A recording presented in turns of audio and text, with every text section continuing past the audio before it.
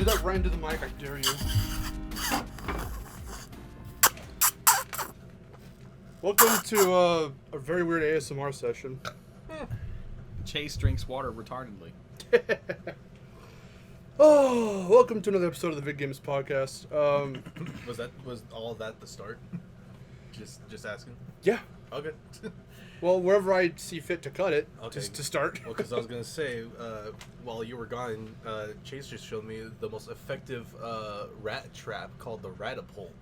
Oh God. Instead of like a rat trap of food and it like captures him, it's just a catapult. And so this snap, and the moment the rat gets on it, it just goes. It fucking flees up in the air. It's hilarious. Oh my God. Okay, let's get one thing out of the way right now. I got the cooler on. It's hot as fuck. We are not turning it off. This is where summer is at its worst, and I hate it. Yep. And we're in the middle of a heat wave. Yeah. Exactly. So anyway, So welcome Nintendo. to So Nintendo. They're a hot topic right now. Am I right? So we're gonna talk about consoles. I mean, there's a rumored direct. Oh, dating the fucking video. But anyway, so okay. I figured after our amazing success of the controllers episode of the podcast, it was a fun one to do.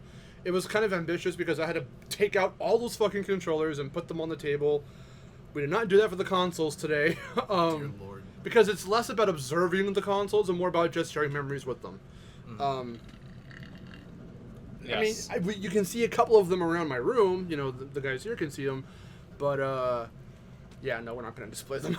No, that'd be way too much. And just- Google Images Again, is your friend. just the Nintendo consoles because there's too many consoles. Well, I mean, I don't know. I'll say this right now. I'll tease it. I don't know about an Xbox episode later down the road, but there is a PlayStation consoles episode planned in the foreseeable future. So that's going to be a fun one to do. The Xbox one will be a little shorter because they have not been around as long. Yeah, they just have, what, 3 consoles? 4? Air quote. I mean, because the Series X is kind of similar to the one. Just obviously it doesn't look the same, but it's like the same games. They didn't even rebrand their box arts or their boxes, their covers in general. Because from 4 to 5, PS4 to 5, you can see the obvious differences. But for Xbox Series X, it just has the generic Xbox logo, Yep. and it's still in green. But they just have a little sticker added that says, "This is Series X." Series X. But that's not Nintendo. So let's talk about Nintendo. Back to our actual topic. Okay, so we've deduced that we're going to. You said deuce. So we decided that we're going to. Off to a great start. What we're gonna do is. Shut him a look because I said do.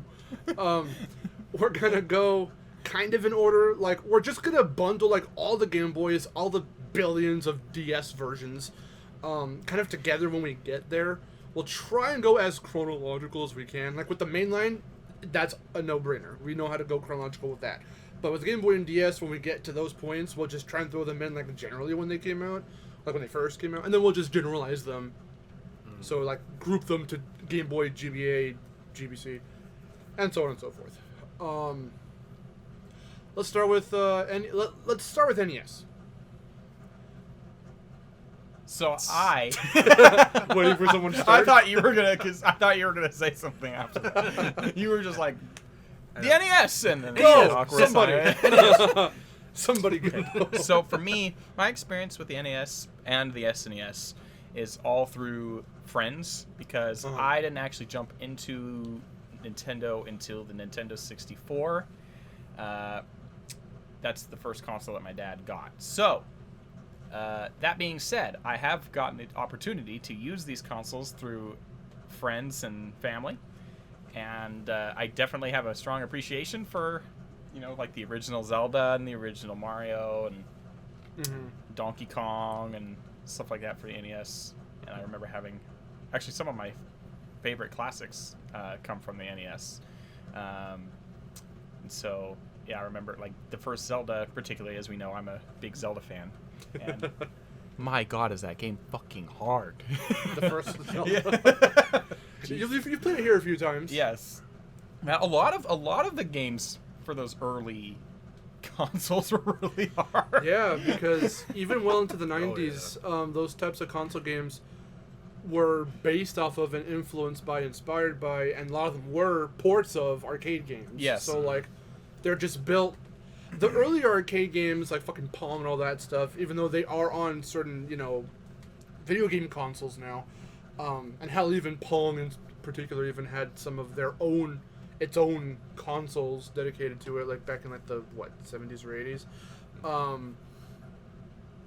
They were about dying repeatedly until you can learn it, but it's to drain you of your quarters. Adventure games like Zelda and all that took on the same kind of principle, but it was more to actually get you to start getting better at the game, to learn it inside and out and stuff. Yes. But it still had that hard as balls mentality, which I do appreciate, because I know I've talked about it to death, but even games like Crash, people always say the first game is really hard. The first original game from '96 is particularly hard because of how punishing it can be in terms of trying to save the game or 100% it. Because of course now today there's still really hard games, but there's a much wider variety. Where back then it was like you have only hard games, pretty much. It was like, or just confusing games. Yes, exactly. Well, they didn't have the luxury of having couldn't really explain anything. Tutorials weren't built in. Tutorials weren't a thing, and you had really no choice but to explain through gameplay, which certain games it works fine, like Mario as a platformer. Yeah. Right? But certain more complex games, you kind of have to have at least, maybe not, if not a tutorial, some kind of dialogue or something to explain something that's more...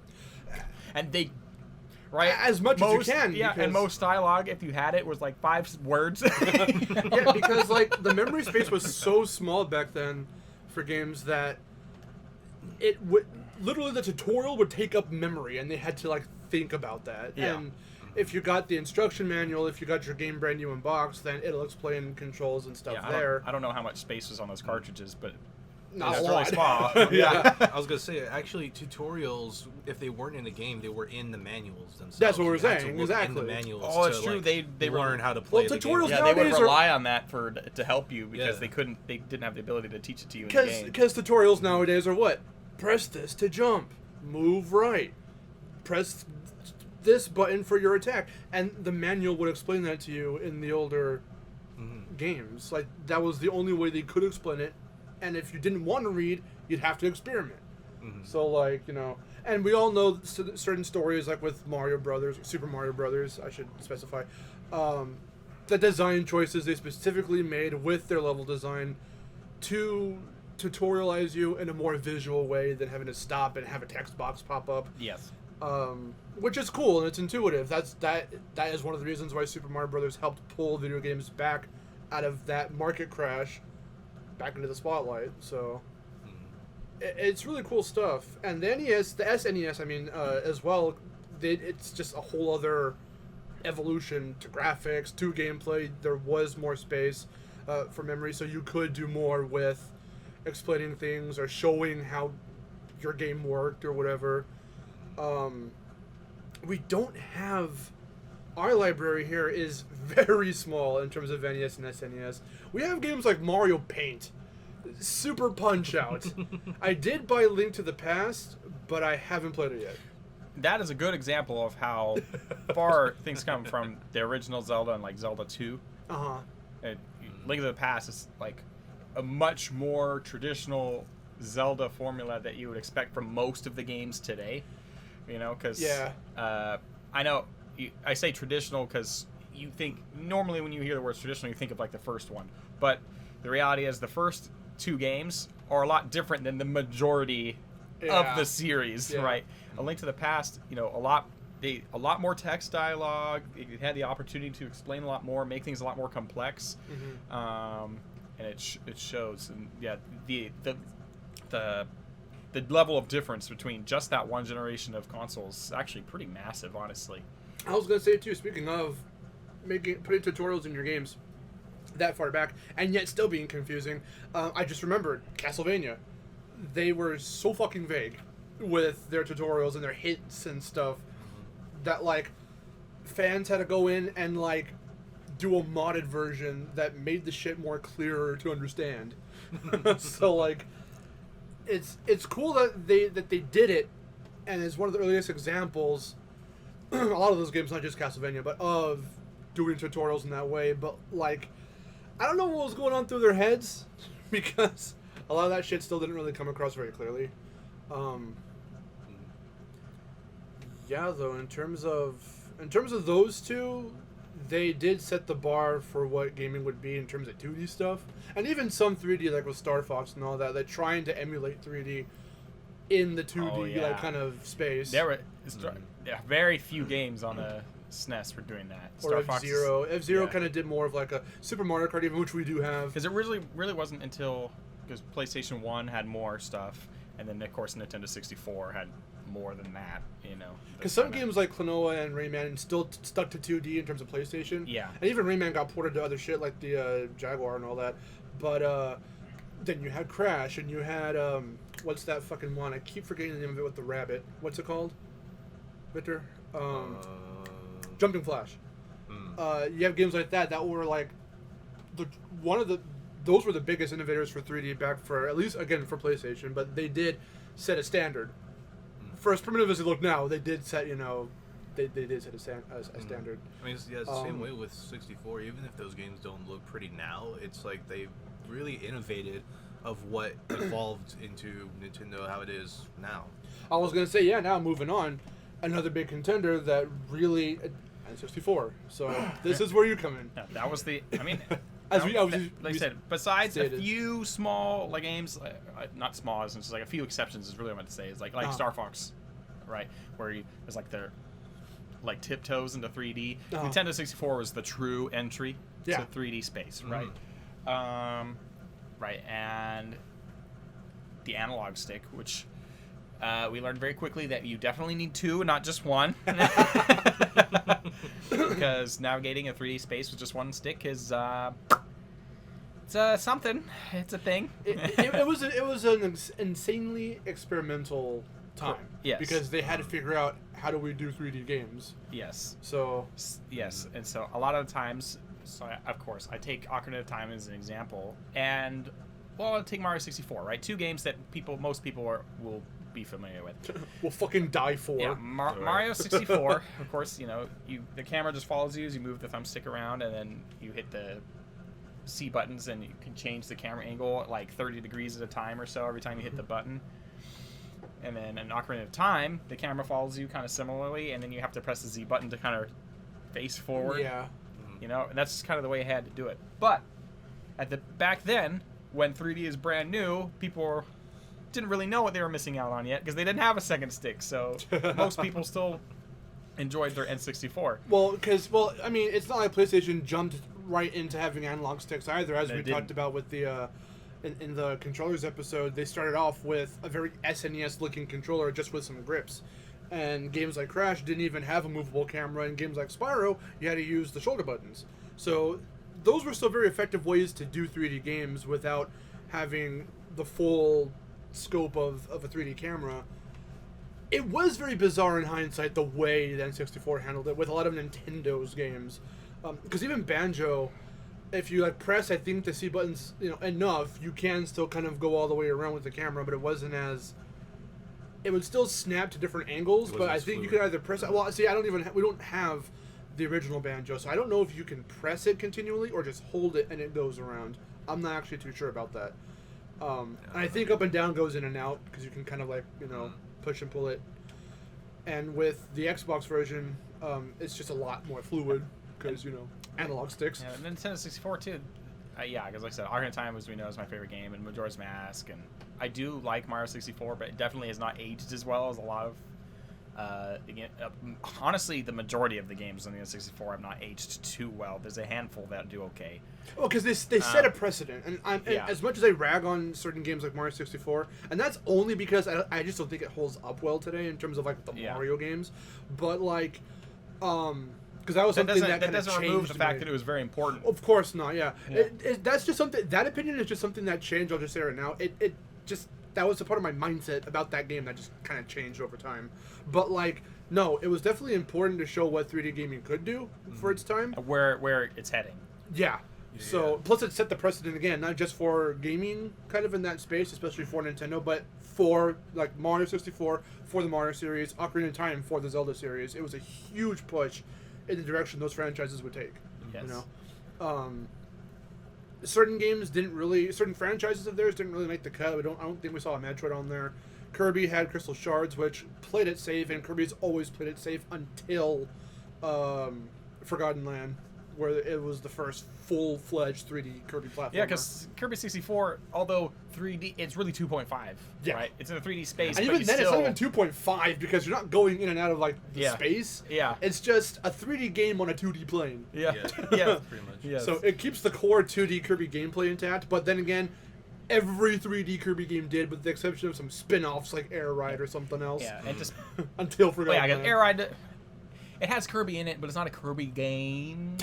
Hey, it was a really cool experimental game. We'll get there. He loved the fuck out of it. No, Victor, I did too. Yeah, you love the fuck out of Air Ride. You'd play that shit all the time. Yes, it's my favorite. Yeah. It's one of my favorite GameCube games. Yeah. But We'll get there in a minute. the N64, because they didn't completely drop the 2D stuff. Like you said, like Yoshi's Story is a prime example of that. Oh yeah, I love Yoshi's Story. Because obviously the main thing about Nintendo is, look, we can do 3D now, but they still had 2D titles Yeah. too. And I loved Yoshi's Story. Yoshi's Story is a really good game. Miharu actually for my birthday just recently got me. You'll see over there, DK64. DK64. Now, funny enough, I thought I had an expansion pack. I didn't, but it's actually at the time of this recording, it's still on the way. I bought one, so. Okay. I Oh was yeah, like, because fuck! there's a lot of games that require it. I was like, I think That extra I have one. 4 megabytes of RAM. Jesus. That was another really weird part about the early 3D gaming in terms of certain consoles and certain companies. Like, obviously, Sony never did this. I think Xbox did do it for the original.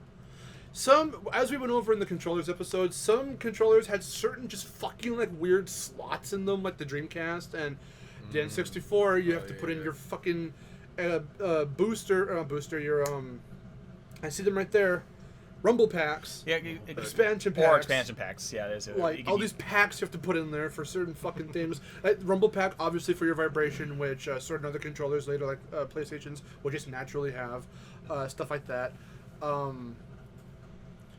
But that was a really weird experimental part Nintendo of... did have a lot of expansions. They had expansion packs for their controllers. They had a memory expansion for the console. They had the DD, which of course hardly anyone knows about because it flopped horribly. But the point is, it was built around expansions, which is pretty weird for most consoles. Most consoles don't do stuff like that. Sega did try to do something like that too with the Genesis, I believe, or the Mega Drive or whatever. Like, now I'm not... Sega people in the comments will definitely correct me on that because I am not a Sega guy, obviously. We only have a Genesis, and that is it. Well, we have a Dreamcast too, but in terms of what I'm talking about, we just have a Genesis, that's it. So, I forgot how that shit worked. It was like the Sega CD, or there was something that, there's a big-ass weird, like, Star Trek looking ship ass attachment you put on to one of the consoles and you can put discs in it. I don't know if that was the CD or if that was its own thing. I'm not remembering right now. I believe, if I remember right, I think it was the Mega Drive.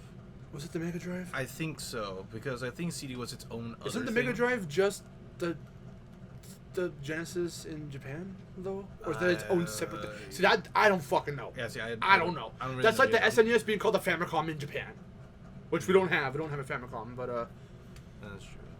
I mean, I don't know. I just kind of throw that out there, but I think it's Mega Drive. But I'm getting a Japanese PS2. That's on the way too. That's a birthday present. Nice. So that's gonna be really But cool. yeah, Nintendo 64 was my first ever console. I remember playing it when I was like 3 years old. Dad brought it home. I remember when we got our N64, there was another little retro game place that had popped up before the one that we go to now. Yeah. You might remember it was called Play and Trade. Yep. Yep. Oh, that was Play and around Trade. our mall. That was a while remember ago. That was It's been gone for a while. That was years ago, Yeah. dude. Oh, I remember We went that. in there one time. I think we were gonna go see a movie, or we were just in the area, like looking around the mall, and we went there. And I had some cash on me, and I looked around, and I'm like, "Oh, hey, here's an N64. I've been wanting to get one." And the first game I got with it was Glover, Wow. because I was like, "This looks like a platformer." No, I looked at it and I went, "That's interesting. Never seen that game before." And I looked it up on Wikipedia, but I didn't look up the reception or anything like that. And mind you, Glover is like either in the middle or it's relatively positively received, which was surprising to me because when I played the game, if you go back and watch the old ass playthrough I did with Jerry, my God, ooh, it's quite the experience. it was an experience. It was a fucking. It's been a long time. I don't remember that game being that bad, but apparently, based on what you said about the reviews, because I haven't checked out, it's not that bad. Controls are awful. The game, the textures look fucking like dog shit. To be fair, the controls being awful is not exactly a unique trait for a Nintendo 64 game. No. Yeah, it's not like, okay, yeah, let's also say, it's not like all N64 games play like shit. It's not because Vic and I grew up with PlayStation and we're going to be Sony ponies, whatever. Nothing like that. That's what they're called. I don't know. It's none of that. But Glover does play like shit. And the PS1 version's actually, like, way worse. I remember one of my... Apparently. Mario 64, the way that collision works, because they've never had to do collision for 3D space before. Uh-huh. See, Mario likes to go... Yeah. Like, it's like the corners of, like... Yeah. But that also gave way to, like, the infamous backwards long jump glitch and all that shit. Oh, yes. And just clipping through shit for speedruns. Yes. Oh, yeah. Because that game was made in, like, maybe 3 months.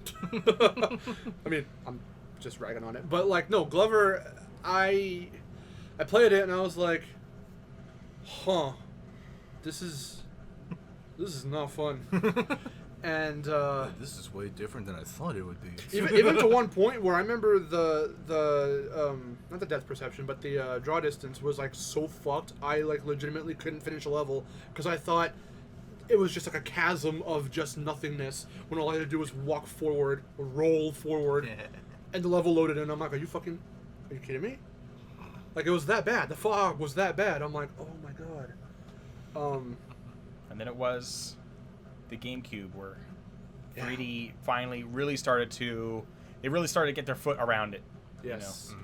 It was still experimental, but like, but they way definitely more had a ironed handling. in than when it was on the N64. They definitely had a better handling. As like I said, the N64, some games, I mean, yes, due to the way the controller there was collision problems. Some games were fine. Some games were like, ooh, but the GameCube, that average quality level was much higher because they got the opportunity to learn from the N64 a lot. Yeah. Right, that's when you get that second stick for the controller, which made a massive difference. Obviously, you had more performance at your disposal, so you could really make those 3D games shine.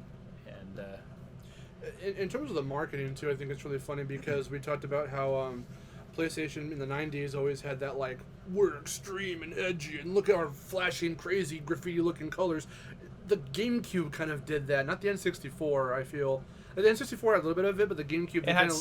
They leaned in more with the GameCube era. Because I just remember, like, the weird-ass Luigi's Mansion fucking ad. The one with Smash Brothers Melee where it's all in a cube and it's like this dude just like looking at the screens and shit. They had some weird fucking ads, and especially in magazines like Nintendo Power and all that shit. Magazines ads. They had some weird magazine fucking ads are the funniest ones. I love magazine ads so much. Oh, it's hilarious. Yeah, there were some. That weird being ones. said, they didn't fix everything. If you watch our Mario Sunshine playthrough, the amount of glitches I ran into. My God. I mean, it's not like that's the GameCube's fault either, because like so many games do have, like Jerry always said, damn, how come every time I play Spyro I fucking find all these glitches that you, Mark, have never come across? I'm like, I don't know. How did you do that? I don't know. But yeah, when we played Sunshine, my lord, there were just so many times at the game to the finale, the actual series finale. I was still running into glitches that we've never seen before. Still, you're clipping through like the floor and the Bowser fight, and like, I don't stuck to stuff. I don't know how it happened. Do you remember the part when you were doing the final Bowser fight in the series finale, and Mario fell because you fell off? But then he jittered back up and just got stuck there in a perpetual I'm falling animation. And then just died slowly. Yeah. That happened. That happened. Yes. I'm stuck in the animation like this, falling. I fell And underneath the he's just stage, and chipping. then I whiplashed like Yeah. almost a full 180 degrees Oh my straight to the God. wall. And his, I his just got health stuck there. was just slowly chipping until he died. Wow. Oh, I have to see that. I haven't seen that. it's amazing. But the GameCube is really where I love how we just forgot Game Boy. We'll backpedal. We'll get there. We'll go back. We'll Yeah, backpedal we'll and we'll get do there, Game Boy after. But for GameCube, because I was gonna say, while the Game Boy, I want to say, was my first ever Nintendo console. Our first Nintendo home console was the GameCube, and we already told that story back in the Smash Brothers episode. Because I saw, for a recap though, I saw my neighborhood friend Javier and another friend Andrew do this transaction of Andrew had Melee and Javier wanted to borrow it because he had a GameCube. So Andrew let Javier borrow it. I was there when that went down. I got curious as to, you know, what the game was about. So like sometime later, I went back to his house and we played. And we just had a blast. We were laughing. For some reason, we were laughing at Luigi's side B. For some reason, it made us laugh. I thought Bowser's name was originally Browser. Like, it's just all kinds of weird shit. But Melee, every time I could look back on Melee, it was my first, like, real Nintendo experience. And it gave, you know, it gave way to, like, me finding out about, like, all these other franchises represented in that game. I was gonna say, yeah, it's the same. It's the same for me, but instead of friends borrowing things and stuff and going to houses and stuff, it was literally just we just got a GameCube for Christmas, and Because that year, I wanted a GameCube after playing Melee. And I will always, every time I think about the GameCube and when we had it, I always remember the box art that it came in when we got it, because because it was a bundle that came with Melee. Yeah. Because it was right there at the front, and on the sides was games. screenshots of other games that were already out then, and that's what I distinctly remember. I wish console boxes would do that, because the PS2 had that as well. I want to say the PS3 did that. The PS3, I don't know about 360, and the Wii did not. The Wii did not do that. Did it? I have some console boxes up in my closet. I don't know. I don't know. It's up there. It's two up there. I can't see. The Wii, I don't think did it. So like around that generation is when they stopped doing it. But the PS2 definitely did it. The PS1 did it. The GameCube did it. Who knows? Maybe even the N64 did it. It was a cool preview to see like just the hottest games. That reason to buy the fucking console and get those games. It was really cool. Yeah. I, of course, don't have as many memories of the GameCube because I never owned one myself. All my memories come from friends who owned it. I remember going over to friends' houses and playing Melee. I remember going over to friends' houses playing Kirby Air Ride. I remember going over to friends' houses and playing Mario Party. You know, exactly. Mario Party, Super Mario Sunshine. Some of the best Mario parties came from Pokemon Coliseum. Yeah. Right. So that's what's that. I remember one of the cool things about the GameCube was it has that, of course, the Game Boy attachment. And so I remember sometimes like I had a Game Boy, which we'll get into in a second. Yeah. And because I could battle with my Pokemon on my Game Boy while it's like hooked up to Pokemon Coliseum, I think. Yeah. Yeah, that's funny. I battled through that with my friends. It was a really unique way to. GameCube was a really unique console. Yeah. I would say GameCube was really the one where it really pushed like, hey, you can connect your Game Boy and you can do things on like yes. You can connect the Game Boy to your GameCube and do stuff like that. It's like Wario World. If you had WarioWare or whatever, you could connect it to even that. the GameCube ports of certain other games that were multi-platform like Crash, Wrath of Cortex has a mini game you can play that if you link the stuff. The GameCube was so revolutionary that certain features were cut that didn't even make it into the GameCube, like, necessarily. Like, apparently it does have internet connectivity, but the peripheral and the whatever else needed to run it, they never released. They never released it. But apparently it's in there somewhere. So, like, that shit's wild. I'll say the GameCube also has LAN mode, where it's kind of like online connectivity in a sense. I forget how. I don't know how. I have no idea how it works. But certain games like Mario Kart Double Dash has that, where it's like you can connect. I do remember something like that. Other people or something and play with other people. That I think way. it's connecting Even Kirby Air Ride GameCubes. too. I think it's connecting GameCubes. Yeah. That's with what the cable. If it's LAN, that would make sense. Yeah, connecting together. That's pretty much what it is. That was it was kind of like experimental online. That was newish around that time. Xbox was the original. That was the first console to have okay, unless you count the Nintendo 64 DD. Which again, the Xbox was the first one. so it wasn't very common. So yeah. But well, as we were talking about, the Game Boy player makes it a pretty good transition point into Game Boy. Yeah. So, like I said, that was my first Nintendo console when I was 8.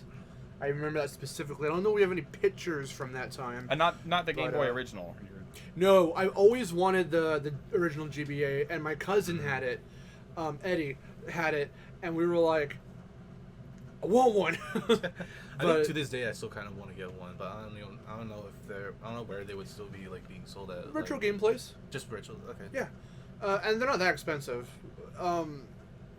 But no, it's usually the games where a lot of the value is. Yeah. The consoles themselves, unless they're in like pristine condition, they're not that GBC. I've seen from going there and looking at how they price things. Because they still price pretty fairly depending on certain GameCube games, certain PS2 games that are like one of those like huge top sellers will still be like damn near like full price. They'll still be or even higher. Like I've seen Double Dash and like Wind Waker go for like $100. Oh yeah, Pokemon Crystal I think for like color goes for like $100. Because you've been wanting Wind Waker on GameCube and we haven't been able to get it. Wind Waker and Twilight Princess, I've been wanting those on GameCube because that's where those games Every got their time, start. Yeah. And I've wanted to know what the comparison was from the GameCube versions to the Wii versions and just really any other ones. Twilight Princess. But those are like expensive as shit in like the hundreds. Every time I see them, I'm like, fuck, they're in like hundreds. We never have enough on us when we go there for them. So when we see how much they are, we're like, damn it. Same thing. Yeah. GameCube was one of the first things that introduced me into like Fire Emblem. I think it was Path of Radiance. I think it was the one for GameCube. And yeah, I was like, how much is it? And I remember looking at this a while ago, so maybe the prices have changed. But I remember it was like anywhere from like $100 to $300 depending on quality. I was like, fuck. Okay, maybe not. Funny enough, I've now been starting to get into since I've recently been trying to expand my horizons of genres for games. I have been curious about Fire Emblem and from where it began to where it is now. The only Fire Emblem game that I've played, and I say this in air quotes, like played, is Awakening, and it was just a demo of it on the 3DS. Because I was just curious about how Awakening played. And how most of them are strategy RPGs, right? Yes. They are. It's just that I was curious about how Awakening was like, because I was like, everyone talks about this game. We've seen it as a Smash. Awakening is really good. Yeah. My friend and I both really enjoy that one. We also really like the original. When I say the original, I mean the original for the United States, because I think the first several Fire Emblem games I think were Japanese only. Yes. Yeah. But that was the whole thing we talked about with Smash Brothers. The reason why we even have, the reason why Fire Emblem bloomed as it did here, and why there's so many representatives in Smash, is because Roy and Marth were the OGs in terms of Smash representatives, but they only stayed in our regions because Nintendo experimented with it to be like, hey, let's gauge the U.S. audiences. They took the biggest gamble and they won because they were gonna remove them. They were gonna still be on the disc and in the files, but they were gonna cut them. They were gonna remove for them our because versions. They were gonna remove them because they thought they were too obscure enough for the U.S. audience. But they were like, no, let's keep them in and let's see how receptive it is. Yeah. And obviously, look at where the franchise is now. It's fucking Fire Emblem gigantic. exploded. Yeah, I know. Because I remember. I think Awakening was supposed to be one of their last attempts in the United States market, and then it did really well, and so they did it again, and then they have 3 houses now. Now it's huge. Everyone fucking loves it. Yeah. Now Nintendo's like, hey, you like fucking strategy RPGs? You like Fire Emblem? And all their Fire Emblem has to make at least one appearance per Nintendo Direct. It's like an order from Miyamoto. Look, the other thing about Fire Emblem Bowser is because permits it. you can get in relationships and get a bunch of anime waifus of your choice. That's always what I've wanted. Except I have a real girlfriend, so whatever. But is she anime? She could be. She knows Japanese a little bit. Okay. So anyway, I didn't actually specify. I think So it was Game Boy. It was for my Yeah, 8th, back to Game Boy. It was for my 8th birthday that I got my Game Boy. I think like for your birthday either that year or sometime And later what we got model yours. Game Boy are you talking about? SP Cobalt Blue. I remember some of their names because actually I remember the first 4. It was Ruby Red, Cobalt Blue, Platinum, the silver, whatever, gray. The gray Platinum. one. That's the one I had. Black was Onyx. Yeah, because if it's good enough for Mario, you can have those. Oh, tattoos. I wanted that one. That was the sickest shit to have the tribal tattoos. I just looking at the picture itself, it was so fucking cool. To a lot of people, it's cringe as fuck. To me, I'm like, that's awesome.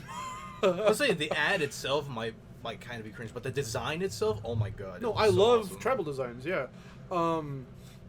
So my first 2 games, I think that year for my birthday when I got the Game Boy SP was obviously there was Crash. It was not Wrath Cortex. Obviously, it was Huge Adventure, and then there was like some racing game that I got that I still have. There's some racing game that I got. I forgot what it was called. Was it that fucking? It's like 2002, like weird F-15. Yeah, like hell, that pole position looking ass fucking game. Yeah, that Yeah. one. I remember. Yeah. I remember playing that one, and it was every single time I played it, I've always been confused about it. Of like, how the hell does this game even It's weird. work? But there were other games I have to this day that still work really good for the SP, like which hey, we might play some for the show. Who knows? The only one we really did play, the only Game Boy game we really did play on the show so far was it was just for a one-off, was Pac-Man Arrangement. But there's also Pac-Man Pinball. There are the only 2 Pokemon games I have are Sapphire and Leaf Green, which I didn't get too far in. Javier got further in Sapphire when we were kids than I did. He got like 6 out of the 8 fucking badges or whatever. I only got like 2. There's Mario & Luigi Superstar Saga, which I know you love I to death. love that game. Oh, no. Fucking how did I forget? Wes and I did try to play Superstar Saga a long time ago during the original run of the I channel. was gonna say Superstar. So There was that. What else? There was Popeye, what was it? Quest for Spinach or Race for Spinach, or I forget what it was called. I think it was called Quest for Spinach. It's some shit. It was basically a racing game. I had the original, because I had the Game Boy Advance. Cartoon Network Speedway. I never had the original Oh, Game that Boy was or the Game Boy Color.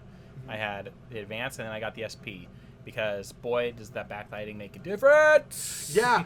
When I was a kid, we were talking about this before we started recording, Chase and I didn't know about the backlight thing as a kid, and that the original GBA lacked a backlight. So it's a good thing in hindsight that SP was my first introduction to Game Boy, because you could turn that on and off with a little button, and that was very useful. Yeah, the SP was probably the best one because, yeah, it was foldable, so you were able to protect the screen. You could fit it into, like, your pocket a little bit easier. Had the backlighting.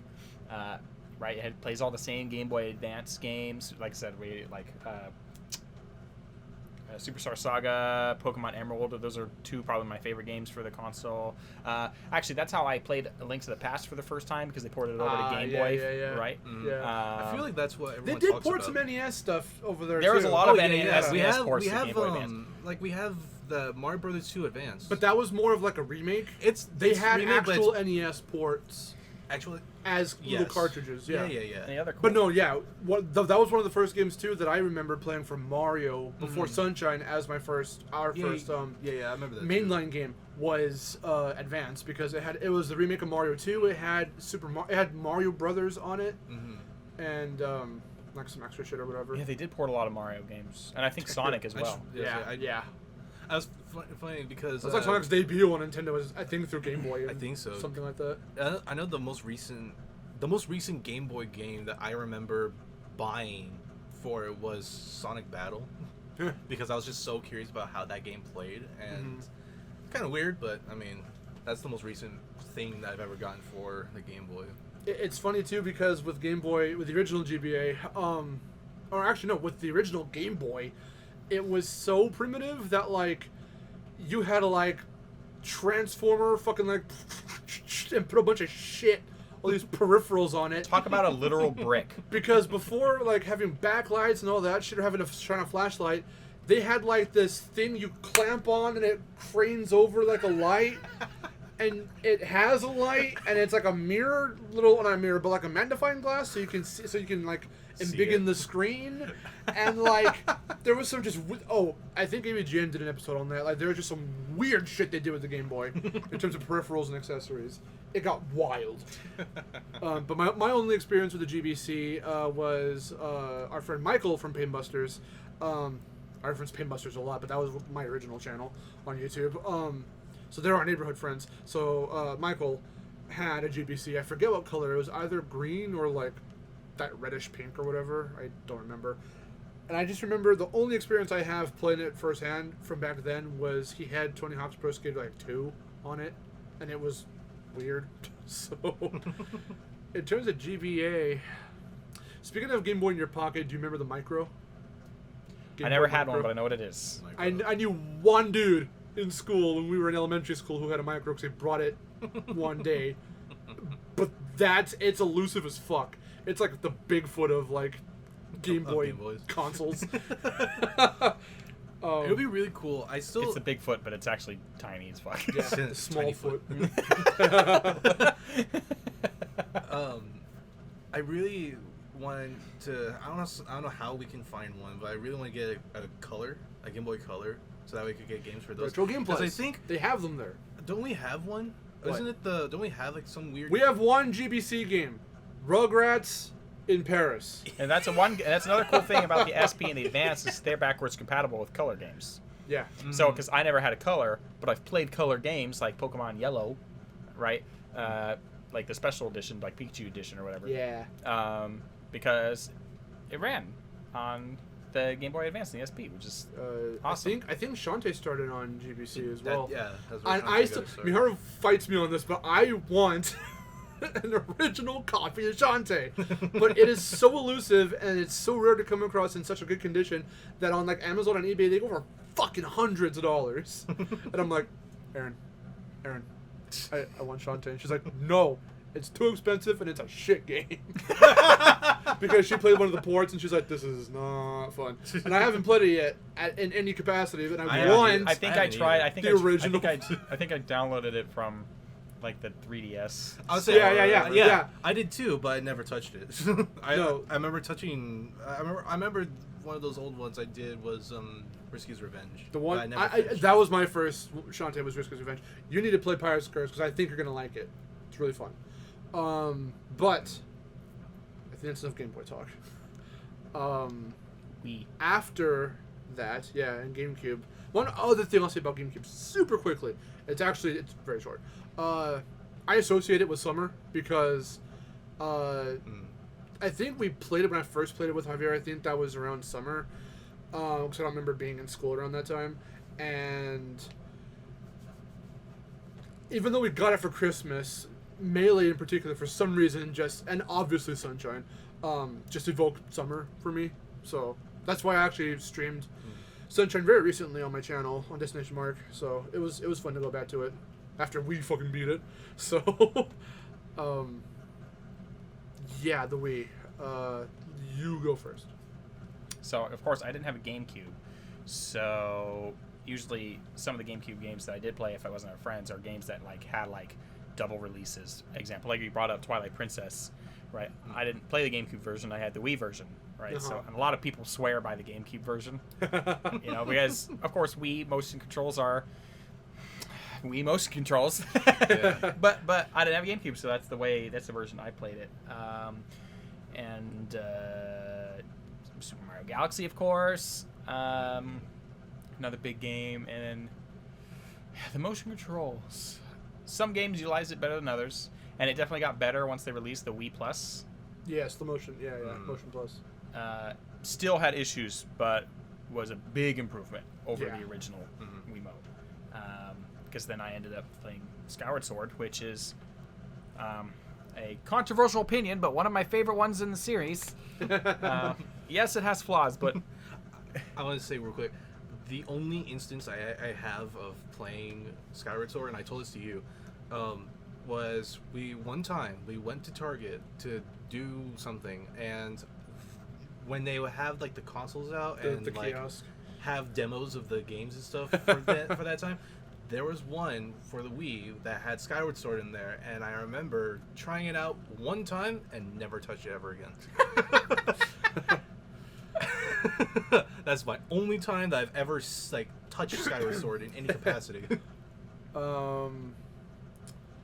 So how we got our Wii was really interesting. We've told the story a couple times. I want to say... I got mine for Christmas, I think. I want to say, Vic, that when we played Super Paper Mario, I think that was the playthrough we talked about getting our Wii. I think so, yeah. But we'll reiterate it again here, since it just obviously makes sense to tell it here.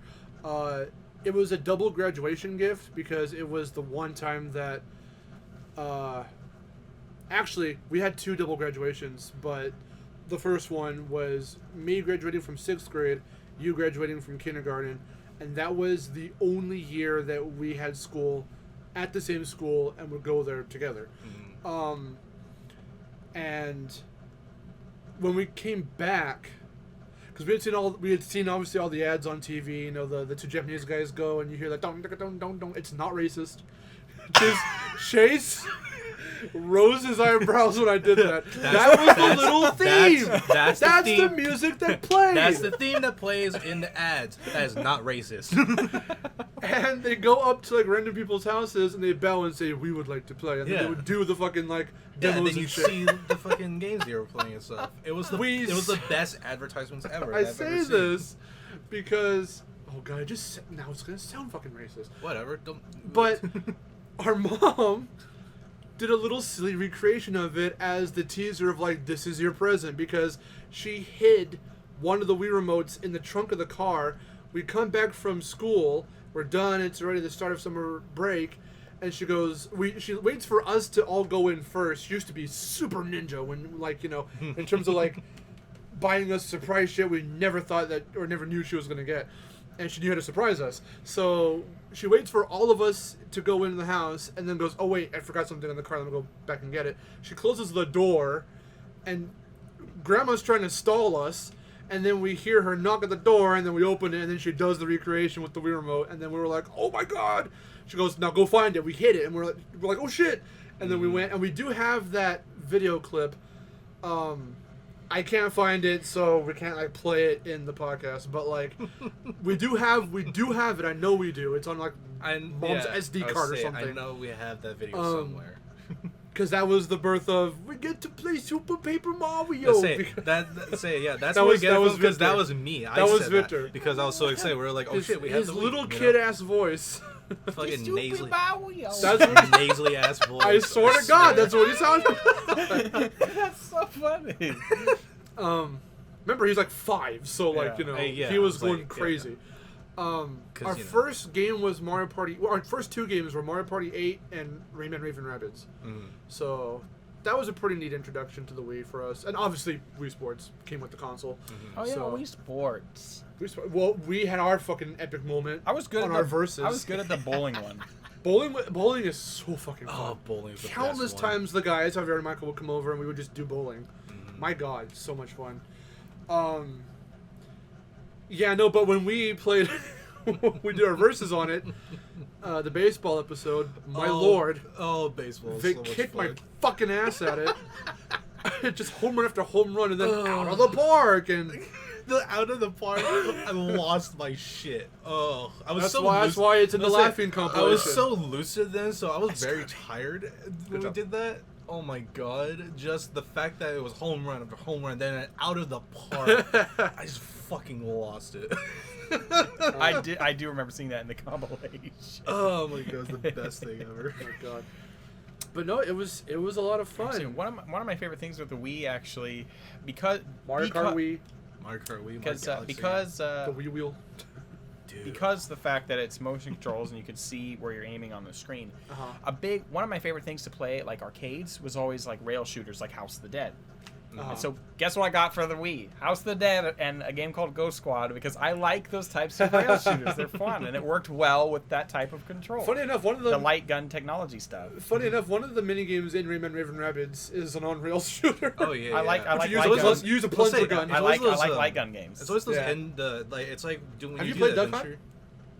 Have I played Duck Hunt? Yes, I have played Duck Hunt. Okay. I was like, because we have a CRT, we can like totally put Yes, it up. I like Duck Yeah, we Hunt, have that, we have the but I separate and also all that. but I always found myself just doing this, like putting Right a gun up right against up the the screen. screen. That's what we do with Duck Hunt. No, one time Jerry got to play with us. We set up the CRT and we played Duck Hunt. And after a while, he's like, he couldn't do it, so he's like, fuck this. And he just puts up to the screen and goes. We should play that for the channel. We've never set up a CRT with our modern setup, so that would be really interesting to try one time. Yeah. Let's say, yeah, one of the, I think with Raving Rabbids, the rail shooter thingy, I believe that's the end of, like, it's like the final mission. From the story mode. Of story mode, Yeah. It's always like, oh, you're in this location. There were several you have to shoot all versions the of them. rabbits and stuff, and then there's like an end boss and Yeah. whatnot.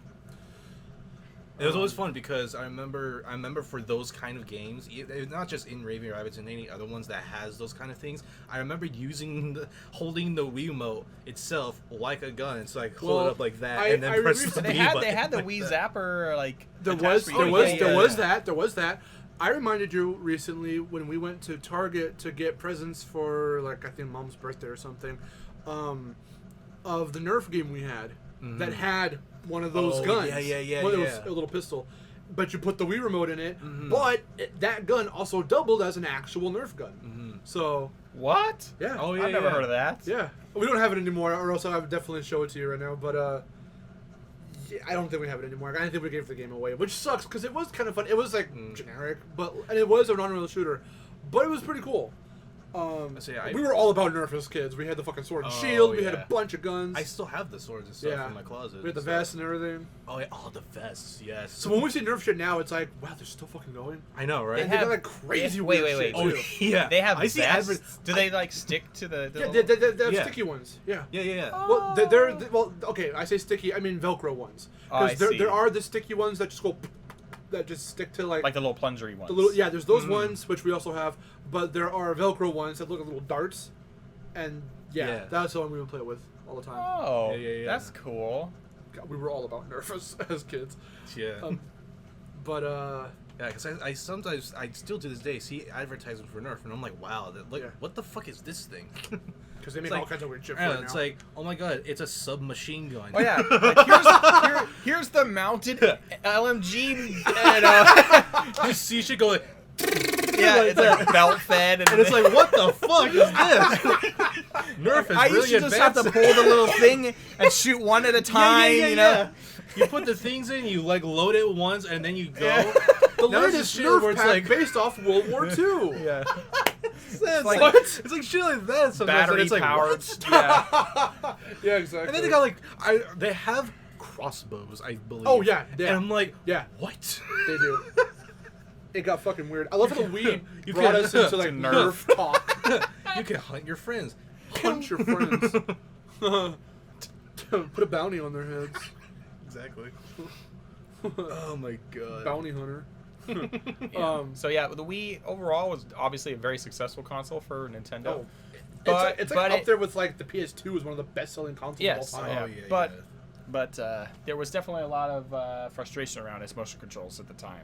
Yeah. Actually, it took a long time before it really wasn't. I would argue that it really wasn't even until the Switch that motion controls became something where I was like, this is actually not bad. Yeah.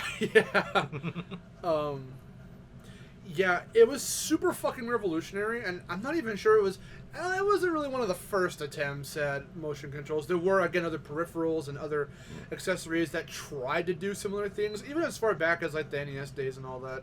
Again, AVGN goes over some of that obscure-ass shit. Power Glove. The power glove. It's so bad. I wish we had one. We don't have one, unfortunately. We do have a zapper. Like I said, we do have Duck Hunt, but because even that, yeah, it led to what we have now, or what we had them with the Wii and all that. It obviously led to some copycats. Xbox, obviously, with its Kinect. PlayStation. with Another the example Move. of horrible Kinect. Oh, Kinect. The Move actually wasn't that bad, and it's still being used to this day for games like Beat Saber and other games like that in VR. But yeah, no. But that's a whole different Kinect time. is- That VR is like a whole different level of technology. It's Yeah. not just like basic motion control, though. Of course, yeah. Oh, yeah. we could thank the Virtual Boy for that. No, but the Wii also did help. Yeah, the Virtual Boy. The Wii walked, so a lot of that stuff can run, and especially when we get to Switch, a lot of that shit, just ran with the stuff that the Wii introduced. But after that, is there anything else? Well, there was Brawl, obviously. Oh my God. Brawl, we already talked about Strikers, Charge, my lord. Mario Party 8. It was Mario Kart Wii, all that stuff. The Wii being, the first.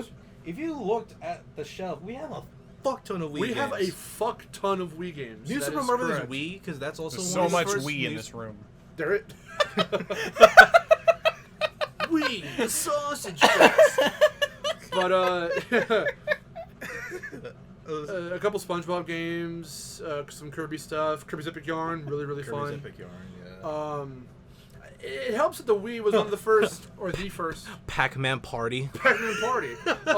It helps that the Wii was the first mainline Nintendo console to be backwards compatible with GameCube, having those ports on the top.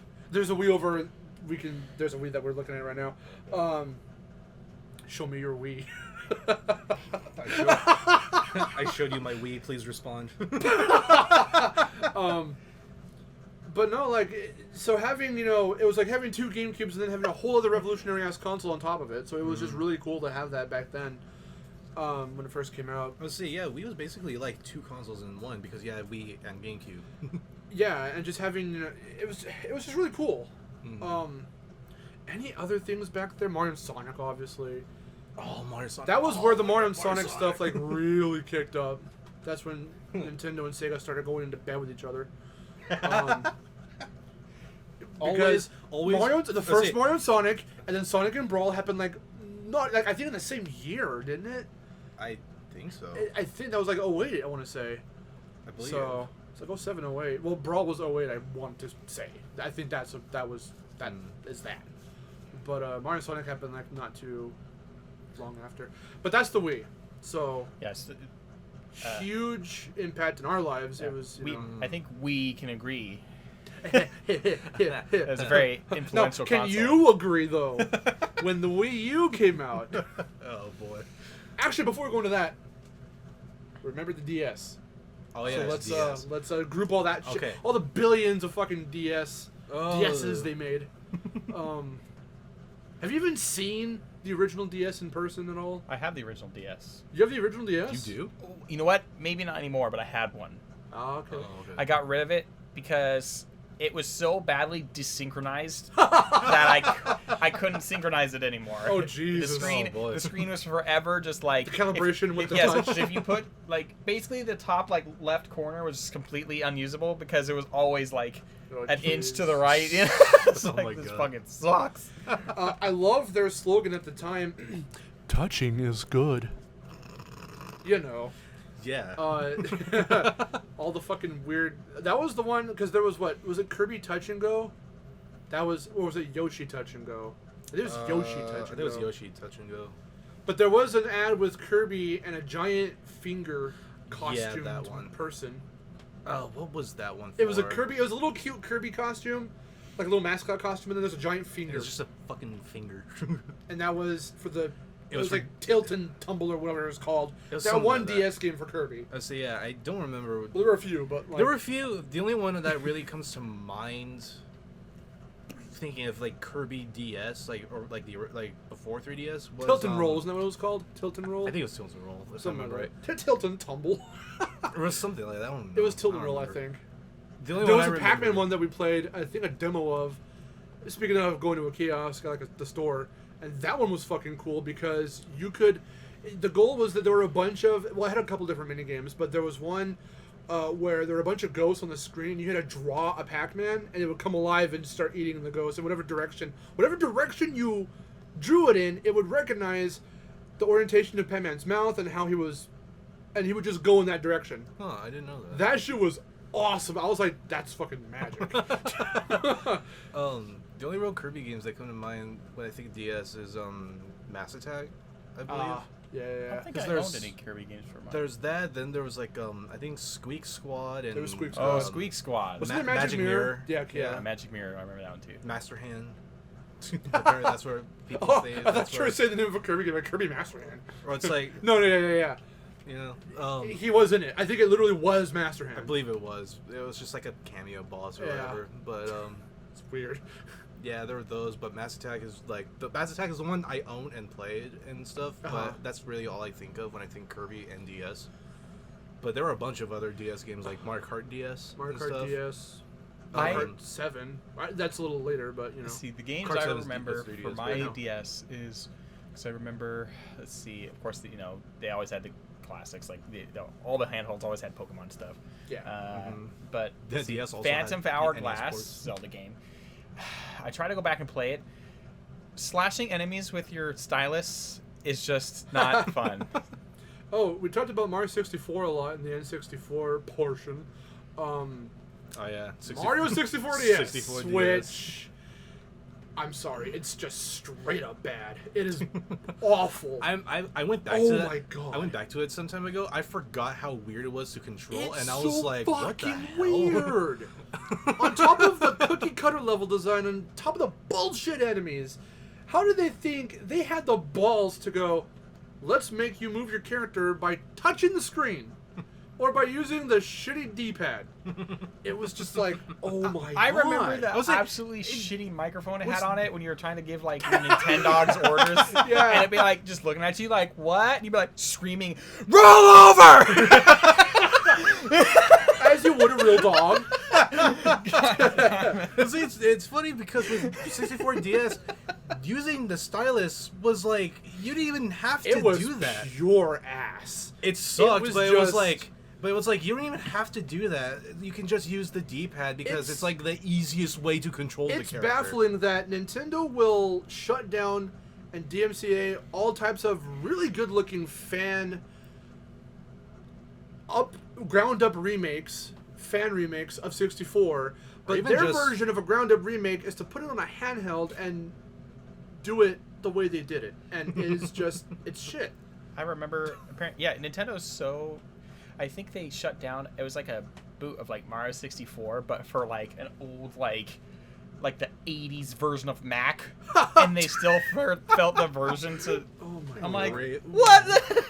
All one people are gonna play that. Oh, like Jesus. Oh yeah, poor that person. Am I right? But again, we're going to group all DSs into this conversation. So, our first DS was the DSi. And this is a bizarre deviation into a little mini conversation or a little mini topic I wanted to talk about just super quick. I feel now at this point I need to say it. I owe, for as weird as he is now on YouTube for whatever the shit happened with him, I owe my YouTube existence in terms of making content to, of all people, Super Mario Logan, which is he's a Mario plush creator. So, okay, let me explain. So, one of the memories I have of, like, one of the earlier, it was later at the time, but stages of Mario Logan's channel was that DSi video. Do you remember that one? Yes. It was really funny. I totally remember it. But it was so funny. because it was the latest DS and it had a camera and all that shit. But I say I owe my existence on YouTube to him because we had our little Mario figures, so we would film ourselves like, it's me Mario, whatever, let's go do shit. Pizza, pasta, ravioli. Yeah. And we did a couple of those videos with the little Mario toy in the house next door when it was being renovated because Michael was moving in there. And that same day, you went back. You were really young, so you went back home to like eat or whatever. Me, Javier, Michael, and I stayed behind and did what became Painbusters that day. And again, Painbusters 316 is a channel that is still up on YouTube now. So if you go back there and look at the earliest videos in that like empty house, it's because Michael and his dad were gonna move in, so we just took that time to just fuck about in the house, and we recorded a bunch of like stunts, and that was Painbusters. But the first videos that we filmed there before we did the Painbuster stuff that day was just me with the little Mario with the camera being like, let's jump out the window, and just threw him out the window, some bullshit, right? So like Super Mario Logan.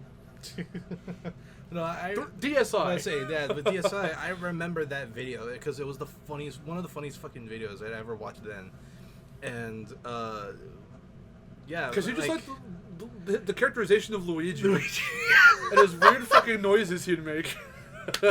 Exactly. I can't even recreate it. It's I could never recreate it because it's the funniest shit I've ever heard. Sometimes to this day, I remember we go back. I think we've gone back to those sometime, like every once in a while, and like every time I think they were deleted, but they were re-uploaded. Yeah. It's so fucking funny. I still laugh to this day about it because it's hilarious. But that was around the time that we got our DSi as well. Yeah. And of course we would fuck around with the camera and like the voices and stuff. Yeah, because yours is a normal one. Mine There's that little is chat the messaging system too. PictoChat? Yeah, there's that.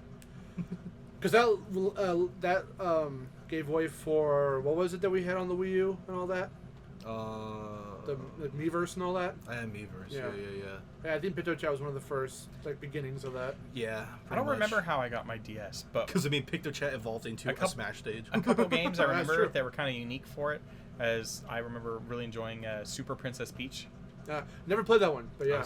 It's actually a pretty good game. I enjoyed it. Because we had New Super Mario Brothers, 1 and 2, by the time we got the 3DS. And the other part of it, because it has the Game Boy cartridge slot on the bottom, but one of my favorite games is, I remember really enjoying Guitar Hero.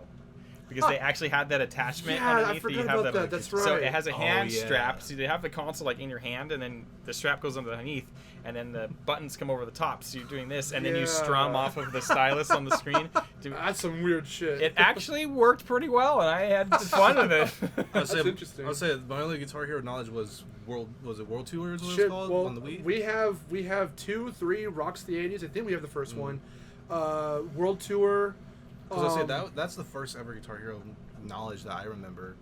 Do we have Aerosmith? I think we rented Aerosmith a long time ago. I don't think we have it. I don't think we have it. I don't know. But that's all on PS2. I had Rock Band instead of Guitar Hero.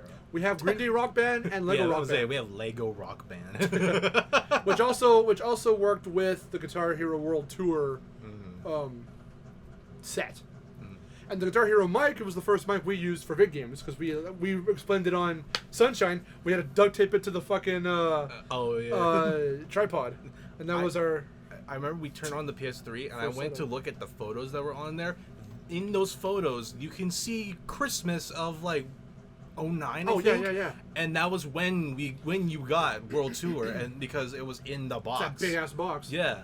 And I was like, oh my god, I remember this. It was one of the things that opened last that year, I think, because it was so huge. Yeah, because it was one of the bigger presents and stuff. We always saved those big, giant presents for last because we knew that it was like, oh, there's something good in there. I don't know what, but I think that was the Santa gift every year. I believe so, yeah. Until one day Mom fucked up. One year she fucked up because we got little plushies, little Mario plushies, and I think we were like already throwing them around, and she was like, do you know how much Santa paid for that shit? And that was the day we knew Santa wasn't real. Dude, shut up! You can't say that online. Kids might be listening. Gives a shit. Santa's totally real. My sister found out. He's voiced by Alec Baldwin. My sister found out that he wasn't real because my parents left the receipts from Santa's presents. Oh, that's bad. Oh my god, how did you get this? Listen, Santa was just lazy. His elves were running behind. He had to go to Best Buy to buy it. He accidentally dropped them. I just picked them up so I saved Look, it for he him. can go to every house. You think he'd make at least a pit stop to a Best Buy at least once? You think he had to cheat a little bit? You think his elves do all the work? No. It's fucking not possible. How many elves do you think he has? I don't care if they work all year round. If he's not voiced by Alec Baldwin, he's played by Tim Allen. Santa's real. Anyways, DS. The 3DS was where things got really interesting because we played our fucking 3DSs everywhere. Oh yeah. I got the 2DS. Yeah. That, I remember when. Oh my god! I remember we were at Wes's one time. We were recording a trash talk, and then after it ended, I went off on a whole fucking rant about the 2DS. I remember that because you guys were just like, shut up now, So I remember that because I think you brought it over, or you said you had bought it or something, and I was like, the 2DS, really? Like, It was only $80. No, I had a huge. It was only thing- $8 for a console that's flat as fuck. No, actually, that was, I want to say, the ending, the finale I still have my episode. 2DS. I never owned an actual 3DS. The finale episode to Trash Talk, I want to say it's Arc 2, was Wes and I talking about the Ouya, who remembers that, Holy shit. and the that 2DS. thing. Because those were the two like hottest things that year, I think, and we were like, the fuck are these? The fuck are these? The funny thing, though, hearing that you could like program your own games in the Ouya made me go, it's only $100. I did want one for a short time, but we could never get our hands on it. And by the time I think Grandma wanted to get it for us, or at least for me, that's like literally the year they discontinued it, and we were like, fuck. Yeah. But it was just weird. And the 2DS, back then, I was like, this just goes against what the fuck the 3DS literally had its bullet point features, and the 2DS like literally contradicted every single one of them. So that's the kind I was like, why? Also, Again, I it's just like half the price. I just Well, thought that's it what they was, get you, yeah, because they're Yeah. like, do you want a It's like- better alternative? Yeah, It but- doesn't close, but whatever. that's the thing, is that's what always threw me off about it, was the fact that you can't fold it or anything. It's just no, a it's flat- just a square. It's no, just a but square. I like that they called it. I like and that it's they like, called it. It's like, how do you take this shit with you somewhere? no, It's like I like how they called it the 2DS. So it's just a DS then that doesn't close. That was your big plan, your great idea. Why they didn't have the 3D slider on it. Well, yeah, but it's like, yeah, but your greatest idea, even though it can play 3DS games, was just to take a 2D. Someone did this, because here's the DSi right here. Someone just went, there's our console. Just There's our eliminate this bit. That's it. just make it not fold. Yeah. And they said, $signs. Fucking genius! That's what they did. They got my $80. I'm sorry if I bumped the mic and maybe. Oh, messed you something did up. everything. Oh. Clipped the audio and all Wow. and everything. So anyway. But I mean, yeah, that's 2DS. No, but there was like New Super Mario Brothers 2 and God, what the fuck else did we have on 3DS? Mario Kart 7. There Super, was I got Awakening. Mario 3D Land. 3D Land, Awakening. Awakening. I got the Ocarina of Time port. Yeah, Oh, yeah, there were well, we did the too, actually. 3DS version of Which it. again we didn't get very far in. What else was on there? Smash 3DS. Majora's Mask, because they ported that one too. That whole thing. You had to remind me about that. Because it's the same thing with Wii U. Yeah, and all yeah. That, but, I remember they tried to include that like camera technology where you have all the floating heads and you. Oh yeah, Face Raider. Oh yeah, Yeah, Face yeah. Raiders. Oh yeah, the AR. The AR games. stuff. Those were cool, actually. That was really cool. Yeah, I still have the cards. Me Actually. too. Yeah, we still have our cards. Yeah. What else? Oh, just taking 3D pictures was fucking cool. It has Just Amiibo messing with the support. 3D slider was just so much fun because it was like That was their very, biggest you thing, know, being like, you can play 3D, you can see 3D without glasses, and that was like and you also the had, hugest mind blow at the time. Then you had gyro controls as well. There was, I mean, sure, yes, Amiibo Yeah. support. Amiibo Amiibo support. support. Although was that's like- another thing they took off the 2DS. The 2DS does not have official Amiibo support. You have to buy like a little scanner Oh, thing Jesus. for it, which Yeah. I also Oh own. yeah, they also had like fucking Well, cards or some Skylanders shit did that or too. like that. There were weird ass 3DS. Oh and yeah, DS like I know ports of Animal Skylanders. Crossing has those like Yeah, Animal yeah. Crossing Amiibo card things. Yes. Yeah. There was that. Like I was saying, Skylanders had some weird ass ports to 3DS and all that shit, and Mm-hmm. you had like either because the Portal of Power over there.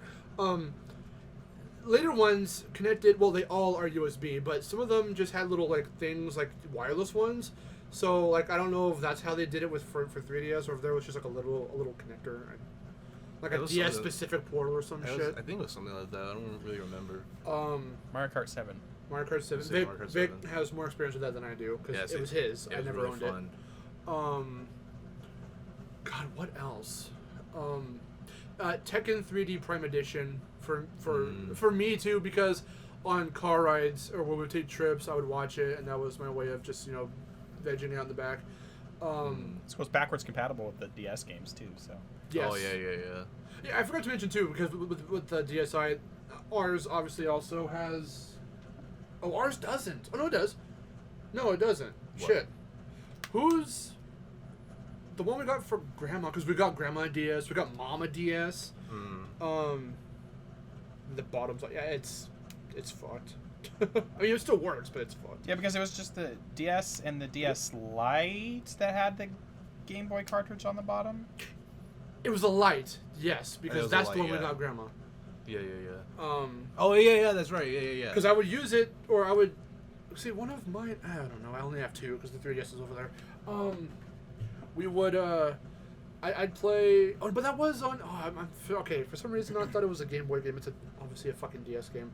WarioWare DIY. Oh yeah. Oh. I spent a lot of time on that. Just yeah. making dumb little comics. WarioWare. Comics, games. Wario. And, like, Wario. I think I said Warrior. Warrior. Well, people, the way Wario is pronounced is fucking weird because I say Wario, everyone says Wario. Wario says Wario, but a lot of people say Wario. I think it's just accents. It's very bizarre. Yeah, probably. That's what I think it is. But it was funny. I was just thinking about this right now. I was like, if for console Sonic games, if it wasn't some obscure stuff for people that, if it's some games that people don't really like, it's like Sonic the Fighters or whatever. The only other Sonic game of like that kind of era that I remember really liking was Sega and All-Stars Racing on the DS. On the DS? Yeah, I owned the DS version first. Okay. Played the shit out of it because I was like, oh, this is actually pretty fun. Later, owned the Wii version. Never really touched that a lot. I never touched it. Barely touched it. But I was like, huh. Is that the one starring Danica Patrick? No, that's the one after. That was Transformed. That was Transformed, and I was like, what's this real-ass human girl doing? Real-ass human girl. I was like, Not even a woman, a girl. But I was like, who the hell is this? NASCAR racer. NASCAR racer. I was like, what the fuck? Still fucking random, but like, and get it right. And they have Wreck-It Ralph. And Banjo-Kazooie. And oh my god, yeah, that's right. In their nuts and bolts form. Yeah, that's right. Oh, that was so weird. That was like the last thing we ever saw for Banjo, and then he fucking died for God knows how long until Smash Brothers. Yeah, right. Well, Rareware is so much different of a company than they used to be. They got thrown into so much. They never got a chance. The only real game that came out from them for GameCube was Star Fox Adventures. What? Was it Rabbi the Ghoulies? I believe so, yeah. That was Xbox. That was Xbox. Which we have. I don't think do we have the actual game? We do have. We have it on Rare Replay, but I don't know if we have the original game. I don't think we I do want it. We have the original Cameo on 360. Anyway, I think that's enough DS. Do you remember all the besides the 2DS? Do you remember all the 3DS variants they had? Like that was, yeah. 3DS XL, new 3DS XL. Oh my god. That was the era where they slapped new on everything, but they never really did anything new. New Super Mario Brothers, new Yoshi's Island, Yoshi's New Island or whatever. I think it was New Yoshi's Island. I have that actually. I only got so far in it, but I never finished it. I'm sorry you had to endure that trauma. I mean, I thought it was pretty fun from what I've played, but again, I never. Everyone pans it. I know they do, and I'm like, not to go with the hive mind, but it's like I've at least heard the main theme, because that's the one that everyone. That's the first thing everyone attacks, and it's like, yeah, that's okay. You know what's a really fun 3DS game? Tomodachi Life. Oh my god! I remember when that was first announced, and I was like, I want that. And I got some Smash inclusion as well. The representation, if I remember right. Yeah, that was in Wii U. Wii U and 3DS, yeah. Wii U. Or Wii U. Yeah. So I guess it's time to come to that. Your experience. See, if you notice a pattern here, I had an N64, did not have a GameCube. I had a Wii, I did not have a Wii U. You have a Switch? I have a Switch. So whatever the next will I get the next console? Well, yeah. Will the pattern continue? We'll see. History says. Likely not.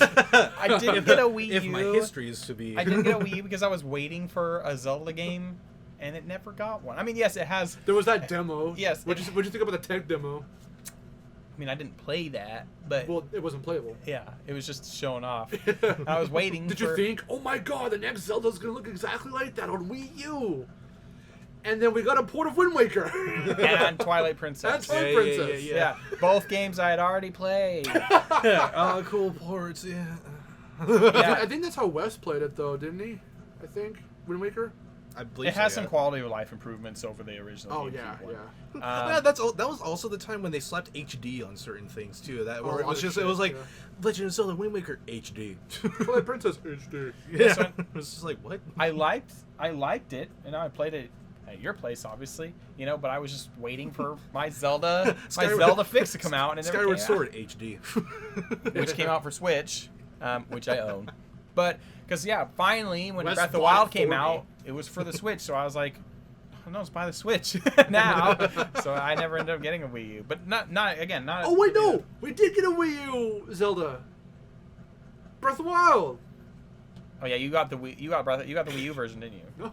Oh, no. you did. I Oh. got it on Switch. Oh, okay. But it came out on Wii U, and people was were like- like, It was one of the last games to come out for Wii U. Like one of the yeah, last but official, like, its Wii U performance titles, is but- significantly worse than it is on the Switch. Oh yeah. It was like, So, like- not that really good from what I've heard. I think it suffers from like frame rate issues and shit. Even on the Switch, it just had a little bit of trouble. Initially, I think Yeah, it's been patched. It's been patched. It's been. Oh yeah. It still has a little bit of trouble in areas that have a crap load of foliage, like in the foresty areas. But other than that, it performs. No, it it's runs still now. solid. Oh, so, Yeah. Yeah. it still runs really well. It's like one of my favorite Zelda games on the Switch. We, Vic and I, I don't think it's on here anymore. I might have deleted it or moved it somewhere. But I actually had the video, because we watched it back not too long ago. I saved the video to my computer. I don't know if I still have it on there right now, but there is video of us with the Wii U, because we got that Christmas 2012. And we went apeshit because we thought we had no real reason to believe. Well, of course we wanted a Wii U for Christmas. Didn't think we were going to get it because the way Mom faked us out that year was, and went all ninja that year, was we opened up everything and we thought that was then a present. And then she goes, I got to go get something from my room. And she goes into the room, comes back with one last present, and there it was.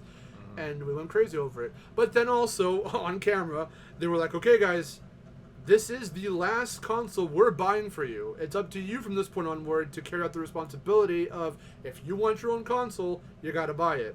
And I think the first console I bought with my first paycheck from work was my PS4. So we've had to honor that since. But it was solid, and seeing what, the issue with the Wii U was how it was marketed, trying to get its message across as an evolution and a step up from the Wii, but just that's what everyone says how when the they talk about gamepad, it. but how the gamepad looked, how it felt to hold physically, and how it felt in game, playing different games with it. That's why Star Fox Zero tanked and stuff like that. But it's not like it was a complete and utter failure, because we got games like, one of the bigger games that came out, I think it was a launch title, was New Super Mario Bros. U. Nintendo Land was fucking fun. I liked being Nintendo able Land to was- see the game on one screen and then have like the menus and stuff. That was so cool. Instead of having to, you could basically do everything you need to without ever pausing in a lot of There cases. is, I swear to you, and I think the Switch still isn't taking advantage of this, but it does have it worked in better than the Wii U. There is this untapped asymmetrical gameplay concept that the Wii U introduced that they never fucking went full on with. It never went through. You see it in games, ironically, Sonic Boom, Rise of Lyric, where I swear it could have been one of the best co-op games to ever exist, outside of Sonic. But they fucked it up, not because it wasn't fully of Big Red Button's fault, it's because Sega dicked them around Must say it really wasn't- bad. Yeah. But games like that had this, asymmetrical gameplay was like one of the bigger deals in certain games within Nintendo Land, because you had that Luigi's Mansion one, you had the Metroid one, which is the best the most fun game to play Yeah. there. But there was a really, really untapped potential. It was really. It was the thing about it that I just think about it is that, the gamepad could act as an extra controller above the 4 controllers you would have. So Yes. like in advertisements they would Four show 4 controllers Wiimotes and and then it was the pad. And that was the gimmick for certain games like Rayman Legends, which was primarily first and foremost built to be a Wii U exclusive, but Sony and Microsoft also wanted it, so that's why it was delayed like a year or something. Yeah. Because it was supposed to come out 2012 and it came out 2013, if I remember right. Yes. Because it was supposed to launch on. It was just supposed to be on Wii U, but then it became cross-platform. Yeah, or multi-platform. Yeah, and But- then you got advertisements. But the best version of it is on the Wii U. Yeah. Oh yeah, you think got Snoop Dogg. You'll see, you got advertisements like Snoop Dogg. For Rayman Legends. but the best version of Rayman Legends, which is the one we own, is the one on the Wii U because Murphy is utilized with the gamepad, but you've got 4 players. New Super Mario Brothers U, 4 players, but the co-op. The co-op is that someone The can 5th just player can make fuck with platforms. you. Or- Well, they it's make either- platforms, but they can fuck with you, and Yeah, that's yeah. primarily what it was used for. Let's be honest. Pretty much, yeah. The 5th player can fuck you over, or can help. I mean, even Murphy could fuck you over for the 5th player for the Wii U version of Yeah, Rayman pretty Legends. much. But there is an untapped potential, I feel, with asymmetrical gameplay, where Sonic Boom was one of those ones where it could have been a platformer where you could have, instead of a split screen, one person's on the TV, one person's on the gamepad, but you can go in tandem, and you're not tethered, so you can run around. If the environment's big enough and there's shit to do and tasks to do, you can go off and just do it asymmetrically. That's fucking awesome. Now, Sonic Boom is fucked because when we tried that, one character would just blip to another, and it wouldn't really allow. Like if for you got that. too far away from each other. Yeah. That was the part that sucked. But I don't think it was because of an in-game reason or whatever from straying too far. I'd like to think it was because the game was just kind of fucky. I mean, who knows? Maybe that was the abrupt blipping is probably their way of implementing. Yeah, you're a little too far from each other, but who knows? But that's what I think. But that could have been so strong if they just really. It was hard. I heard it was hard for third-party developers to really get a grasp on the console, so it was hard to develop for it. Yeah. Which is why a That's lot why of most- games let's say, didn't include the gamepad in a really innovative way. Let's say, And yeah. it was good. I was gonna say, the majority of the Wii U library are games where it either doesn't utilize the gamepad to its fullest, or if it does, it's very, very minimal at its best. How Chase said, no, it was still efficient and cool, because Shantae did it. When we finally got into Shantae proper, outside of the 3DS, we played it on the Wii U, and Pirate's Curse. Yeah, Pirate's Curse. The Wii U version of Pirate's Curse has it to where your inventory and everything else that's otherwise in the pause menu is right there on the gamepad, and it was easy because you didn't have to pause the game to access it, where you have to do that in other versions. And it was efficient to just, like, if you're hurt in the game, if you're in a safe area in the game, you don't have to pause. You can just click on your potion or whatever and heal yourself. Instantaneous. It was good. Oh, yeah. There are some games that do use Some other utilize games outside the of game, Shantae do that as well. Of course, Zelda I think does it too. Yeah, but say the majority of them are games where it's like That's all. the reason they why kind of it was like do. the reason why most of them would either flop or fail is because like you're saying, those developers couldn't really grasp how the Wii U worked.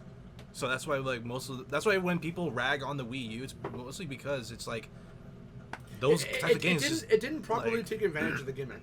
Yeah. That's what it was. And asymmetrical gameplay, I feel, was a big push. They just didn't really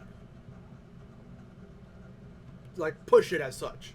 Yeah, it was mostly like first-party Nintendo stuff that really utilized Yeah, it. 'cause Because we, Nintendo, of course, would know how to best use it. But then again, not even how many first parties can you really think of that actually Mario Maker. around asymmetrical not gameplay? asymmetrical gameplay, correct.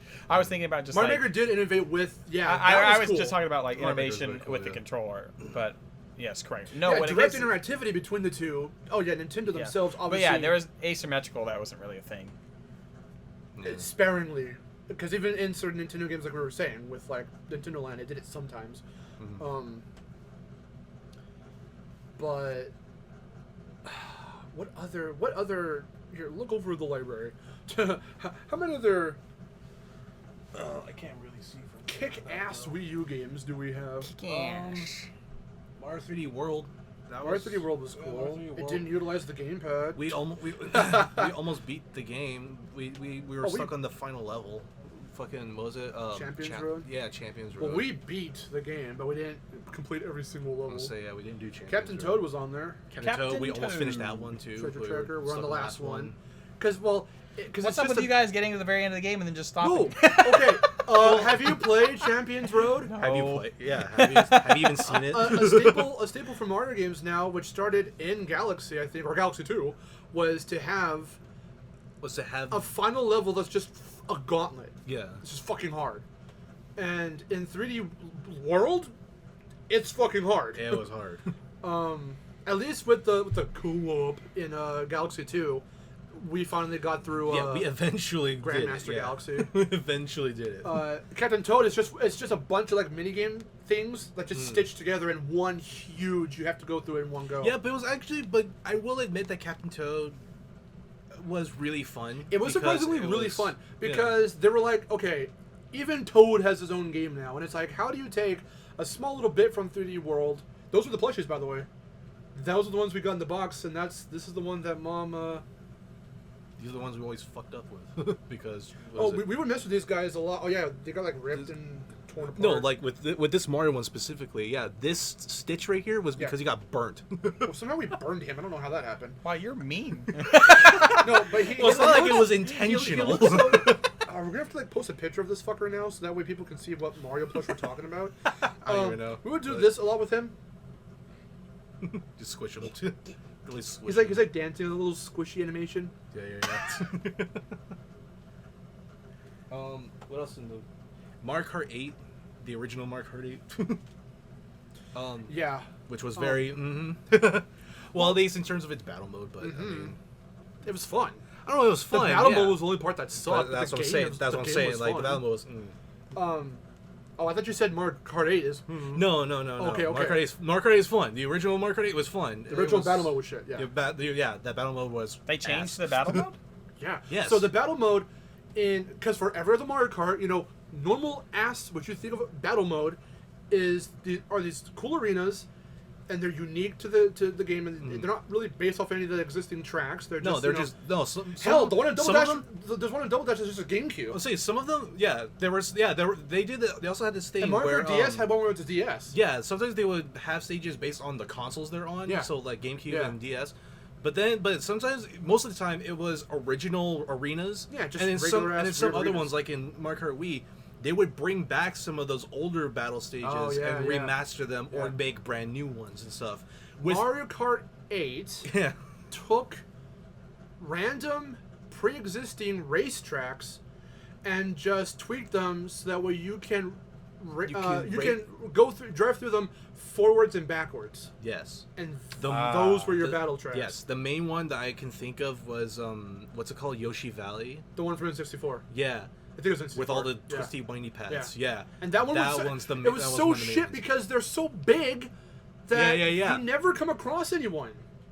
And it was just so like the battle modes were the same that you would find in other I guess in other plus Mario Karts, but the gimmick of that too was that if you were out, you were a ghost. You could still go around the track, pick up items, and fuck over the other players. You could still fuck with people, so you weren't really. I remember in the original one, you just turned into a bomb. Oh yeah. You just run into someone, and explode. Yeah, but instead of running into someone, no, you there were was just a cool a one. ghost. There was a cool one in Double Dash where you have like 5 or 10 bombs stacked. Oh yeah, Bob-on Battle, and you have to throw them. That was fucking fun. Yeah, they brought that back for Deluxe, which was really fun. No shit, really? Yeah, it's really fun. It's basically the same thing. It's been a long time since we played the battle courses. I never played 8 until I got the Switch because I got Deluxe. Yeah. Because Deluxe was like, hey, here's 8 and its DLC, and now here's a bunch of other stuff. And now here's 48 fucking courses. Yeah, and now here's extra DLC. Mario Kart 9 what? Right. You want a sequel? You want a sequel? Here's Tour. Don't you dare call that a sequel. That is a laughable mess. But anyway. But it has really cool costumes sometimes for certain characters. But you also pay $50 for Diddy Kong. Yeah. I will never let them live that down. Yes, Jason's giving me a confused face. I don't think anyone's gonna let them live that DLC, down. the way they handled DLC and microtransactions was fucking abysmal. Oh, it was.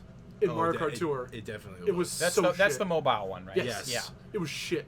It was utter shit. The cool thing was, yes, having the costumes and stuff. costumes. Also, the tours, too.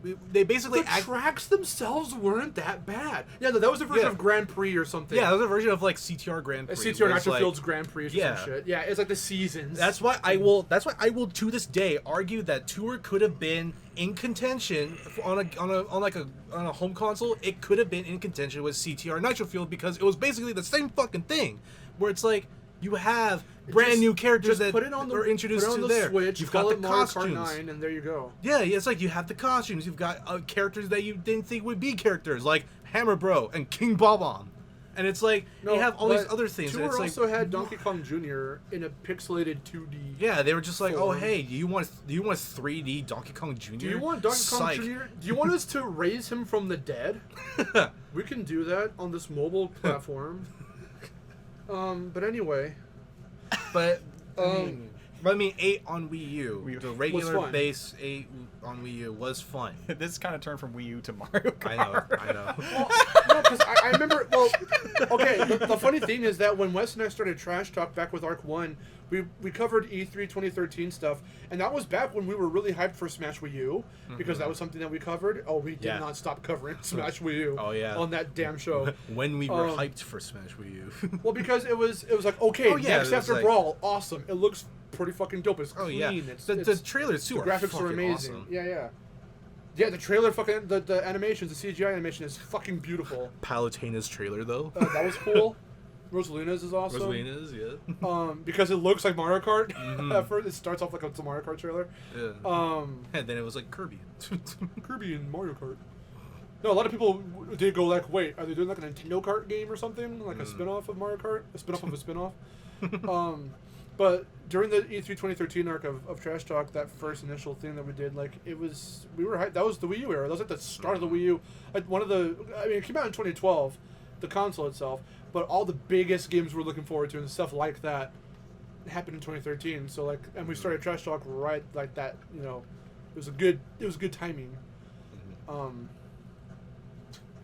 You know what else I remember? Looking over in the library, you know what else I remember they released on Wii U? New Super Luigi U.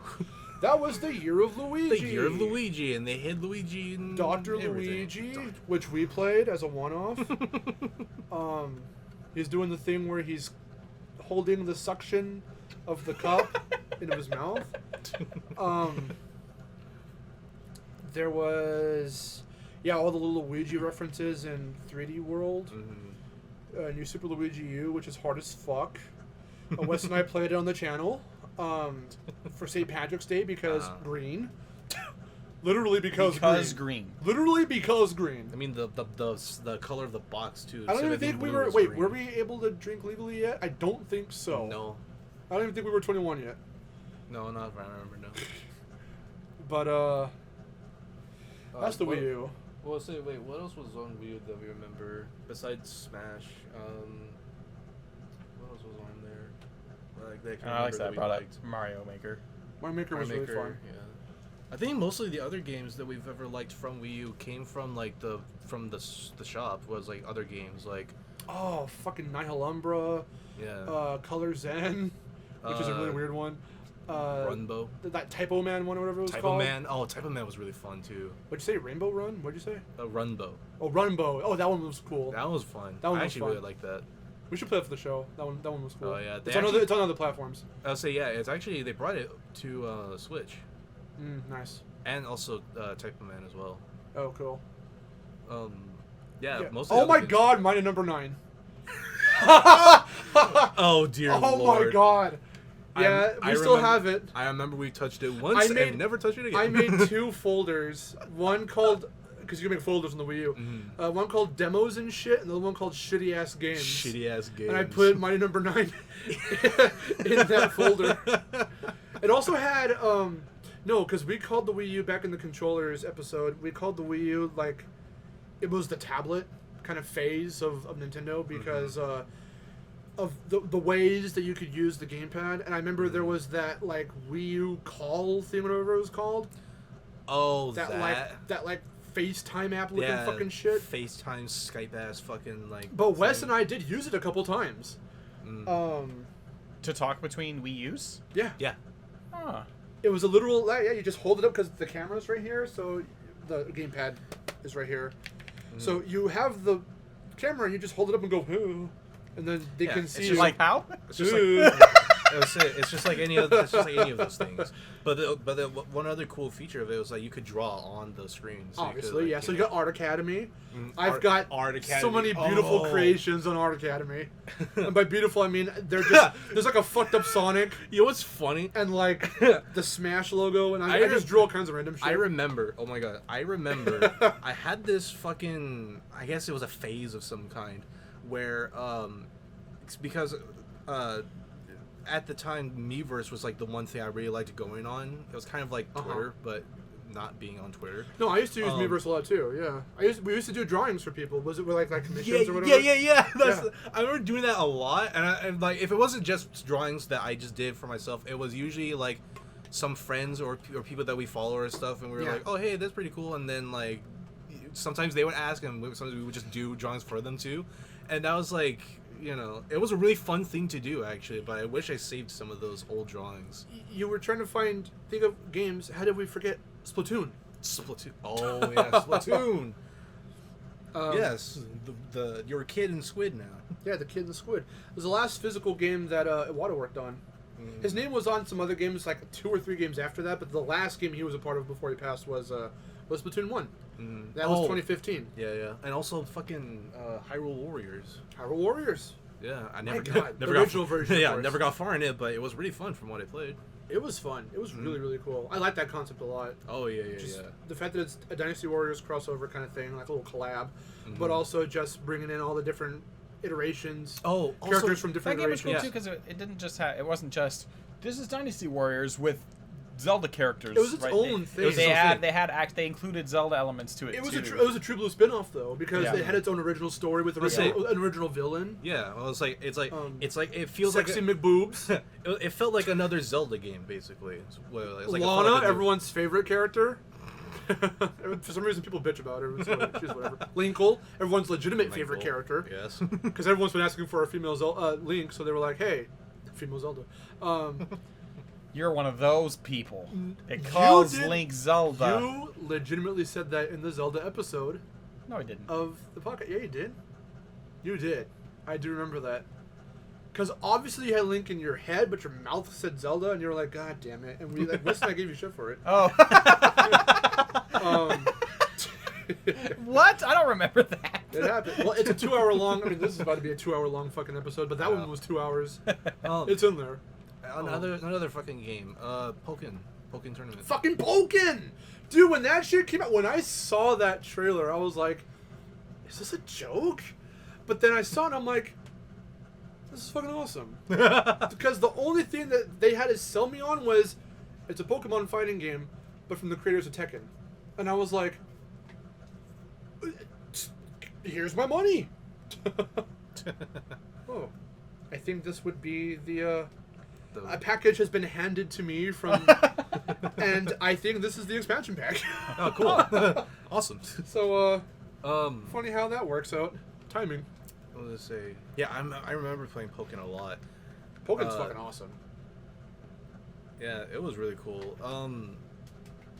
That's why I'm so glad that they ported it to Switch and added a few more characters and a few more. Yeah, well, because it was all the DLC. Things. It was DLC plus some new additions too, some new content.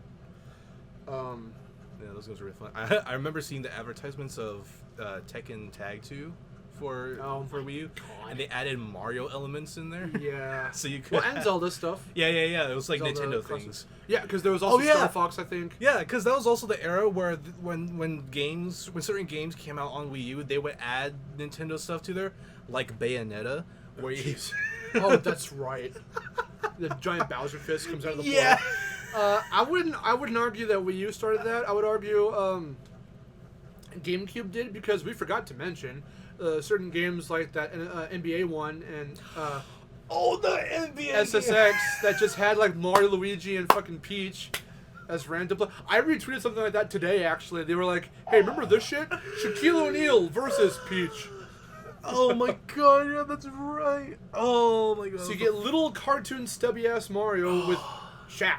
Yeah, that was. And This and predates Odyssey. And see, here's the thing. I mentioned it before, but Obviously, I remember. I said it before, but I remember seeing the screenshot of that game. It was on the back of the GameCube. On the GameCube box. Yeah. Because it was a real ass human. It was literally the screenshot was this real ass Big human black man.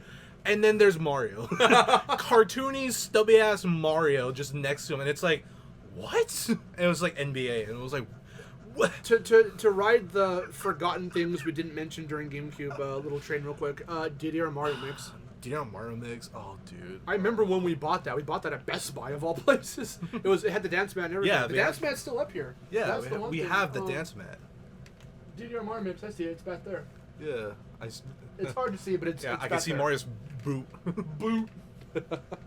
It's back there. Yeah. So that brings us to the Switch. The second game I bought with my own money. The Nintendo Switch. Dun dun dun dun. I bought that console launch day. Launch date? Yeah, same. I got it at Target. I got mine at GameStop. I went in. I remember we got there a bit early, and they were handing out tickets because they only had so many. They did not do that for us. I think I just went in and got it. Literally. So. Yeah, they're like, we have like 24, and I think I was like 14 or something like that. Jesus. No, this was, yeah, Wii U / Switch era is where we start getting into because they had that introduction to Amiibos with the toys come to life concept. Oh, no, I was gonna mention. I'm not even I'm not even necessarily talking about Toys to Life, because again, even just the console, when it comes to Switch, like how Chase is just saying, we're getting into the shit where you have to wait in line for all kinds of just shit, exclusive stuff, anniversary stuff, certain Amiibo. I've got my Bowser Jr. up there from Toys R Us. It's not on the shelf anymore because I was trying to clean my shelf, but I had that 8-bit Mario, which you could only get from Target. So there was a lot of exclusive shit. Certain Amiibos had certain variants too. Like, I think some the 8-bit Mario one had classic colors and Super Mario Brothers colors, or classic Super Mario Brothers colors and traditional blue overalls and shit. And then you had the Super Mario Amiibos where it's like you have regular Mario, Gold Mario, Silver Mario, or like I think something else like Fire Mario or some shit like that. I don't know. I don't even remember. But it was all just a bunch of like different variants too and stuff like that. Yeah, we're looking at my wall to see what other weird exclusive shit I have or whatever. I don't think any of those are exclusives. I got some Odyssey ones. Got Odyssey, you got, I don't know, there's Mario. Let's see, I still want some of those Odyssey ones. I just have still want Zelda some Amiibos. Splatoon ones. Surprise, surprise. But the Switch, too, yeah, it coming in across the Switch, that one, yeah, for you, that's crazy, because for me, I just went in and got mine. So, and for getting Amiibos, like the ones like the Mario one and all that, we had even the Bowser Jr. one, we had to wait in line, and they had to like it was school, like single file line, follow me this way, and we had to go through this weird ass pattern, this weird pathway, just to make sure no one Black Fridays it to the fucking no one dog front piles on each or other. to the back. Yeah. But with the Switch, 1-2 Switch was one of the bigger, was a cool example of the HD Rumble and all that stuff. And yeah, we did a versus. The little camera thing. That was like one of the first. That was the first versus we did when we rebooted the channel back in 2017. You know. So it was also one of the rare times where we did like a face cam thing to show like. It was like the first time, outside of Nintendo Land when Wes and I played that. 1-2 Switch. I never got that. It was cool. I mean, making you do all the awkward motions with your controller. Oh, the milking one's fantastic. It just straight looks like you're masturbating. It's amazing. Yeah, but the fucking side buttons don't work for shit sometimes. So there's that little thing you have to slide in. Yeah, we talked about that in the controllers episode. No, but my first game outside of the demo, the tech demo, which was 1-2 Switch, was Breath of the Wild. Because that was the one where I was like, okay, if this doesn't get me into Zelda, I can't get into it. I was like, what intrigued me was because, trust me, when it was called the NX and all that shit, we were just like, oh my god, what's this console? And seeing Breath of the Wild's journey through all the times they would show it off in directs and E3 showcases and shit, until it got its name and all stuff like that. I'm just like, so its main inspiration is Zelda 1. We're going open world again. We're going true open world. You can do anything in any order. And really the gameplay and the difficulty just kind of comes from your skill level. I was like, that sounds fucking awesome. And I still haven't beaten my save, but that Breath of the Wild, I've gotten the furthest in Breath of the Wild than I have in any other Zelda game I've touched. Still, and at the time of this recording, anyway. For me, Breath of the Wild was like really the only Zelda game I've ever beaten, like played all the way through and beaten. But it's because of how it's designed, and it's just so fucking immaculate, and just how it's all dictated by you. Yeah. And I was like, oh my god. That's what made it really fun for me. That's why I was like, oh my god, this is like actually really fun to play. Like taking out those little moment-to-moment bits where you're having to go and talk to someone, give something. We've talked about that before. Yes. I know it's your bread and butter, and it's what Zelda is to a lot of people, but I am really digging the direction it's going in now, because we've got Hyrule Warriors Age of Calamity, which is set in that world in this version of Zelda. We've got the sequel coming out soon, the sequel to the Legend of Zelda Breath of the Wild game. They've also been doing this weird thing lately where they won't just say, we hope you buy Super Mario Odyssey. They'll say, we hope you buy the Super Mario Odyssey game. And I'm like, that's some Japanese translated weird shit they're saying. At the time of this recording, like right before we did this, I went on Twitter and I saw they made a post about Splatoon 3, and they put the Splatoon 3 game. It's so weird. Only Nintendo. Yeah, opposed to the other Splatoon 3 that's not a game. Yeah, right. Hey, if that happened, Nintendo would have shut it down already. Yeah, right. They didn't do that. I don't know what I never thought about that before. No, I am digging the direction that Zelda's going in terms of how this whole Breath of the Wild world is looking. So I'm sold on 2. When they showed that off at the end after Banjo's reveal in Smash from E3 2019, I was like, oh shit. Yeah, exactly. One of my favorite things about Zelda is the dungeoning portion of the game. So Breath of the Wild, having it just have like the 4 beasts and it's shorter. Yeah. It's kind of a upsetting thing for me. Scratch any kind of itch for you at all? Or because they were kind of shorter term as well? Like, they're okay. Shorter scale. There's nothing wrong with them. Like I said, don't be wrong. I like Breath of the Wild. And preferably, my preferred Zelda game would be somewhere kind of halfway between both. Right? Where it has the open world that Breath of the Wild has. Something like Ocarina, something like Breath of the Wild. Yeah, but a little bit more emphasis on the dungeons. And I think would be good. I wonder if 2 will do that. Yeah, because the shrines are primarily the puzzle element of the game. Yeah. Well, the fact that with 2 you can go from the ground in the air to like from the ground to okay, the air. the way our first like real look at it, and so far only at the time of this recording, our only look at it in any kind of depth outside of the cutscene teaser trailer from E3 2019. It looks a lot more Skyward Sword inspired because there's a lot more in the sky, falling down from great heights and doing a lot of stuff and like aerial stuff. Having other weird mechanics like being able to kind of phase through stuff, which I know is it's not really a Skyward Sword thing, I don't think, but like it just being up that looks high more like something they took from like A Link Between Worlds. Yeah, and just the fact that the thing they keep teasing is showing off that. I don't know if Ganon's doing it or what's happening, but there is something that is just Mario Galaxy-ing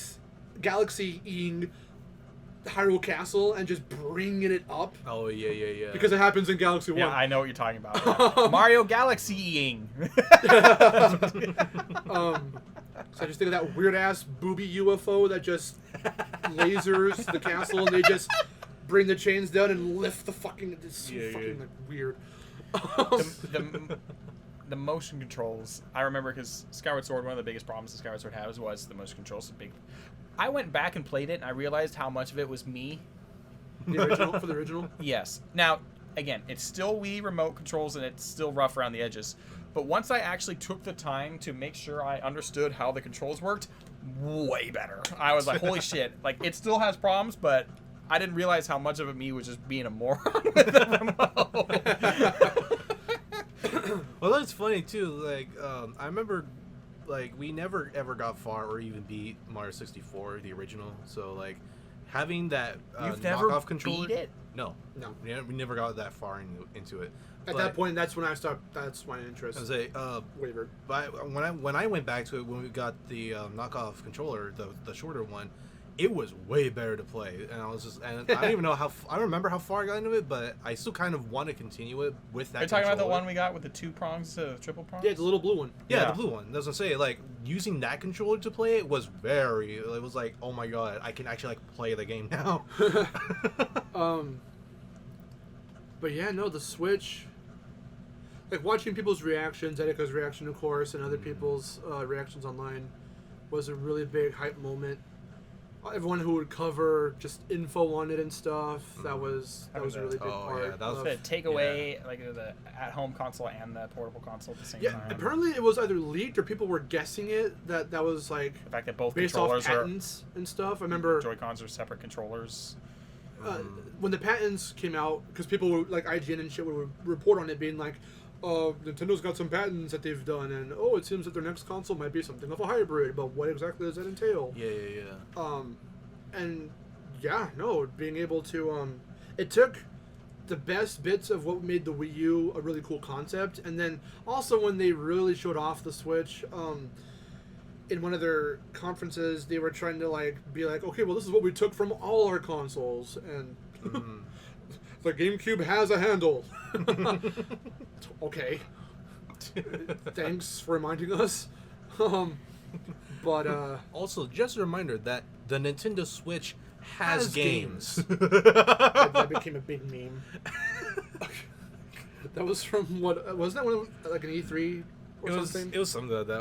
I don't really remember. It was like Nintendo's little segment for something. Yeah. And it was showing just, hey, here's just the like, Switch. Here's the games you can buy on Switch. Like, here's our current library Let's of games not forget on the Switch. about our favorite feature of the Nintendo Switch, is that the game cartridges taste like earwax and asshole. Yeah.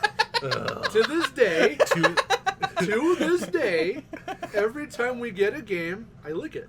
And to this day, I still criticize you for it. Because I'm like, why the fuck are you going to do that to your tongue? Listen, I gotta make sure it's there. If I don't, who will? Maybe the people at He's Nintendo. protecting the children who could choke on it. Whoever that is. I have to let them know if there's a problem. I have to report on every single game that has this. I think you had a bad batch. It doesn't taste... Bad batch, like it comes as a freaking... There's a Star Wars joke in there somewhere. I know there is. Hey, Nintendo, this is Mark. Because I'll just refer to myself as Mark. I found that this copy of Mario Party Superstars is bad. Because the game sucks? No. Your cartridge doesn't taste bad. It doesn't have that sour taste. It doesn't have that ass taste to it. But I mean, obviously, yeah. So it being there was that when kids would... The cartridges are so fucking small. They're smaller than DS cartridges. Oh, yeah. They're tiny. I know. But obviously, just so kids don't put them in their mouths. So if they do, they'll spit them right out. No, just the different ways to play, like we were saying, with the Switch. And that's obviously a big-ass feature that they boasted. Not just being able to take this anywhere, and it's, you know... They probably try to fiddle with, like, phone technology, like smartphone technology and stuff, because, like I said, whereas the Wii U felt like the tablet, I guess you could say the Switch is like the smartphone, in a way. I mean, I know they're kind of one and the same, sort of, but with the Switch... being able to actually take it anywhere. We talked about this in the controllers episode of the podcast, because you're just vibrating really hard, nodding. Because the Wii U's gamepad had a radius for how far away you could take it from the console, but the Switch, it is the console, so, you know, that screen, that second screen is the console, so, because there was also something, again, untapped potential, I feel anyway, that they were pushing, where you can connect up to 8 Switches together, but it's like local play or whatever they call it, but you all get your own screen. It can still pretty much be asymmetrical gameplay. So in this case, you would need 2 Switches, but hypothetically, you could still have one person on the TV, one person on their own Switch, connect wirelessly that way, be able to do some cool. I want a platformer that does that shit. And it would be so innovative. You know how with the Wii U, you can use the Wii controller, Wii remotes as the controls, right? They're actually they're kind of the primary way to play the games, but minus using the actual gamepad in a lot of cases. Actually, if it wasn't the Wiimote, then it was the Pro controllers. One thing you'll notice is like I love my Switch, right? And I'm using Mario Maker as an example here because we know having the ability to make the map on your thing while having the other screen up on your is super convenient. Like I said, that was one of the biggest benefits of the Wii U was the efficiency. Yeah. Right. And so with the Switch, you lost that ability. You kind of have to flip back and forth because you don't have that second screen anymore. So is there a way? I don't think there is, but are you able to use the Wii U remote? Because no. That would be cool because like the way they have allow the Wii to use for the Wii U. What if they made it so the Wii U remote was?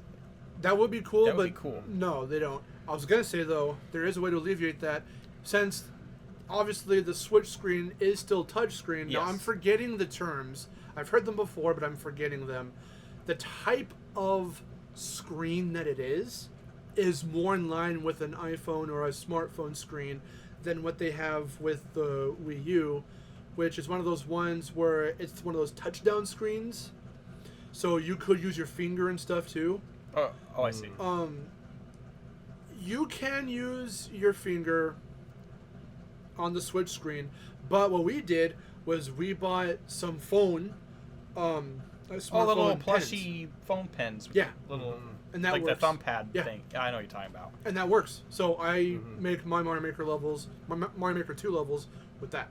Oh, that's kind of cool. Yeah. I mean, you still have to flip back and forth. You still have the luxury of the second screen. That is true. But But I can see how that would definitely make it easier. It does make it so much easier. Yeah. They really had the balls to be like, play this Mario Maker game, the sequel, by using the fucking D-pad to move your fucking cursor around.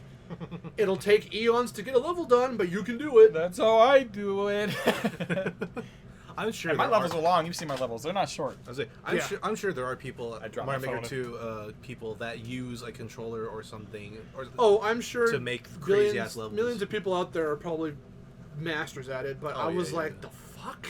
It was so when weird. it's so efficient on Wii U to do it with the screen, it's like. Yeah, that was an unfortunate feature to lose with the Switch. It was kind of like a step backward in a sense. It also stretches to Splatoon, speaking of, because Splatoon 1 had it to where you had your map and everything, and you can just jump and everything with the gamepad. Mm-hmm. In Splatoon 2, you pull up your map, it covers the screen and stuff like that, and it's not, especially because you're playing it in handheld mode. Obviously, then there is no real second screen to refer to.